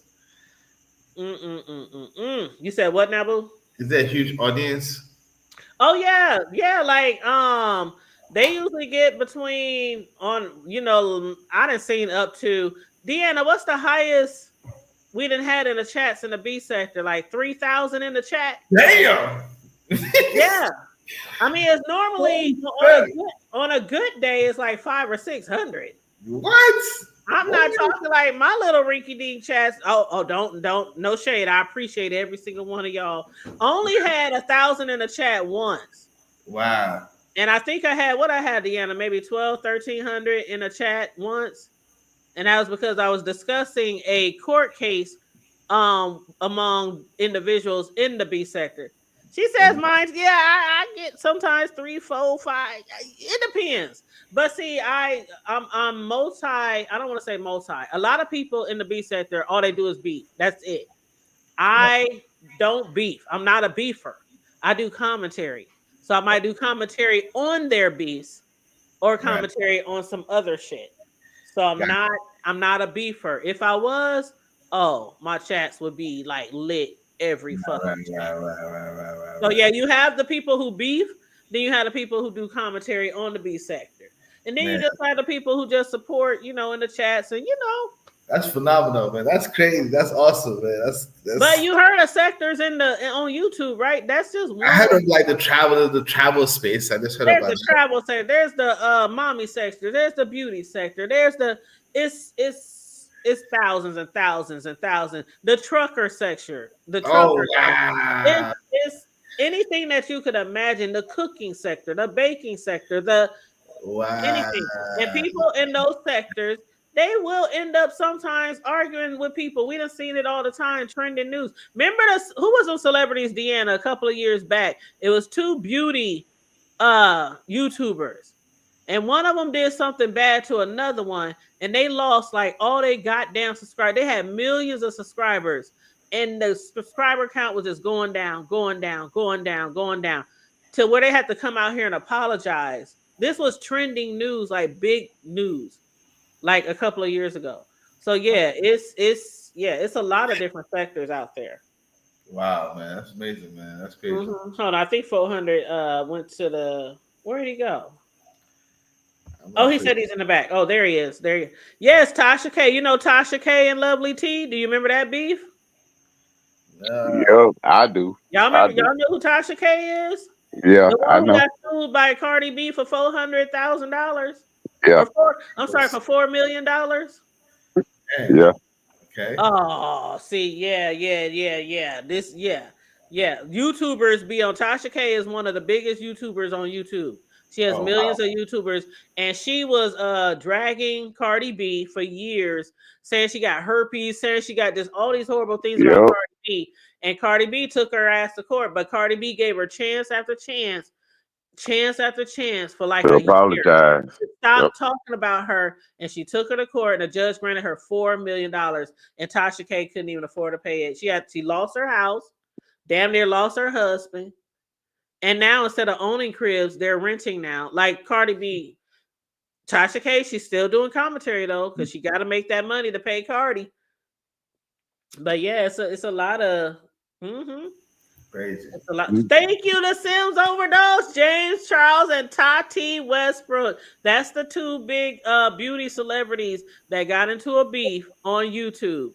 And James but Charles. hey, salute to y'all though. Salute to y'all that's up on here. The hood table. You already know I fuck with you. Salute 400. Thank you. Yeah. I'm gonna have to drop down, but damn, I can't see the name. Who? Old boy name. Verbal? Just the facts. Just facts. Yes, salute sir. to you, bro. I appreciate you popping up, man. For real. For sure, man. I think I gotta go too, because she said she had to go, man. You've been saying you had to go like a few minutes. I know. I've been saying. I know my son. All my son's friends. They done walked up to me, hugging me, talk to you. You know how you have kids who have friends and they're like your sons and daughters. You know what I mean? So they all, what up, mom? I'm on mute. But they in the backyard. They kicking it in the back. I fuck with hood table. She be on some real shit. Hey, I try to keep it hood. Try to keep it real. Try to, that's what we do over here. Yeah. Ain't no faking. Ain't no faking. It's what it is. So salute to y'all, man. Appreciate it. Salute to you too. And thank you so much for your support and joining us. I appreciate it. Man, you already know I'm pulling up. All right. Well, hood table. Until next time. Until next time, man. Hold up. So you don't do YouTube? You don't have like your own channel or nothing? You said that, right? Yeah, I ain't got nothing, man. Are you on IG or anything? Nah. Okay, I was gonna say you need to friend me on IG or something. Okay, yeah. You be having the facts too, the deets. Okay, send me a request on IG on the hood. All right, I will. All right, man. We'll talk later. Bye-bye. All right, hon. Have a good weekend. You too. All right. Yes, another great show, you guys. Thanks to my guests. Thanks to the chat. I appreciate each and every one of you. Man, I didn't think I would get through all the transcripts today. That shit was long as hell. Now we know what it looks like when they go all the way to 5 o'clock and they start on time in the courtroom, because they literally started on time and ended at the last second. But yes, thank you so much, Deanna. Yes, but girl, yes, I was gagging. When Food Junkie hit the panel and he was going at it back and forth with Crew, that was so. And I had missed, matter of fact, Olivia's chat when I guess she had said something about the crew, and I guess she had dropped down in the chat, said, why you can't keep it on Yaya? I didn't see none of that shit. So your channel, all the recap to the recap. It was a very good show. So But yeah, so that's that old B sector shit that I just absolutely love. Everybody just talking shit. Ain't nobody doxing, stalking, none of that shit. They just talking shit. That's the shit I love. Yes, yes. But anywho, you guys, I'm about to get off of here. I think I might be live either Saturday evening or Sunday evening because I do need to review BMF again. To all the BMF fans, Black Mafia family, that series kicked off again. A new series, not new series, but the new season kicked off today. So if you are a BMF fan, we are back in business, y'all. It's been about a year since we did reviews on the last season. So yes. What up, Sunshine? Did you catch my short Sunshine? I sung a little bit more of the Sunshine song by Babyface. After I got off of here, I said, you know what? That song was just in my head for the rest of the evening. And I was like, I'm going to post a little short of me singing that song because that is one of my all-time Babyface songs, from way back in the gap. Okay. But yeah, so everybody enjoy your evening, enjoy your weekend. And you so welcome, Verbal Assassin Deanna, aka Deanna. But y'all have a good weekend, a good Friday night. Stay safe, be blessed. Y'all know how we do. Like and share the video. Subscribe if you're new here. Hit the Cash App, hit the Super Chat if you want to donate to the commentary of the platform. Stay safe, be blessed. Well, hold on. Let me what you say. You said BMF what channel? Yes, I heard it. You did a good job. Oh, thank you. Thank you. BMF is on, is it Stars? Hold on. Let me look it up real quick because I can't even remember. Because I got all the channels, all the apps. What channel? Stars. Yep. It's Stars. It's Stars. I thought it was Stars, but I just wanted to verify. But yep, Stars. So yes, if y'all got Stars, it's on Stars. I don't know where else it might be on other platforms like the reruns or the past seasons, but yeah, Stars. And I keep my Stars because that's where all the powers is. That's where BMF is. A lot of good shows come on Stars, okay? And don't sleep on Max because a lot of good shows be on Max too. So, I think I think the TV shows across the board on Max, BET Plus, Peacock. I got them all. So I be seeing good shows on everything. I love to be entertained. I don't go out like I used to. Back in the day, I was out all the time in the streets, all the time in the clubs, going out dancing, kicking it, things like that. And I'm way more chill these days, especially after the Rona hit. I'll still go out to family functions, go out with my friends to certain things, but I love being able to watch a good show. So that's why every time I see something good that I like and I think you guys will like it, I'll let you know. So yeah, but yep, it's on Stars. So that's what's up. Yes. And please join. It's a very good show. But yeah, it didn't get malicious at all. I mean, it got really intense, Deanna. I was like, "Ooh, hold up now. Do I need to bring out the Vaseline for somebody to put on their face? Sure. Do I need to bring out the rubber band so people can tie up their hair?" But it was good, and it had a lot of funny moments too. Very entertaining. But yes. Support, you guys. Support our content creators, especially the ones that's bringing you that good damn entertainment in my Larry Reed voice, okay? But again, make sure you like and share the video. Subscribe to the channel if you happen to be new here. Stay safe, be blessed, remain vigilant at all times, and always remember to keep it hood. I'm out. Bye.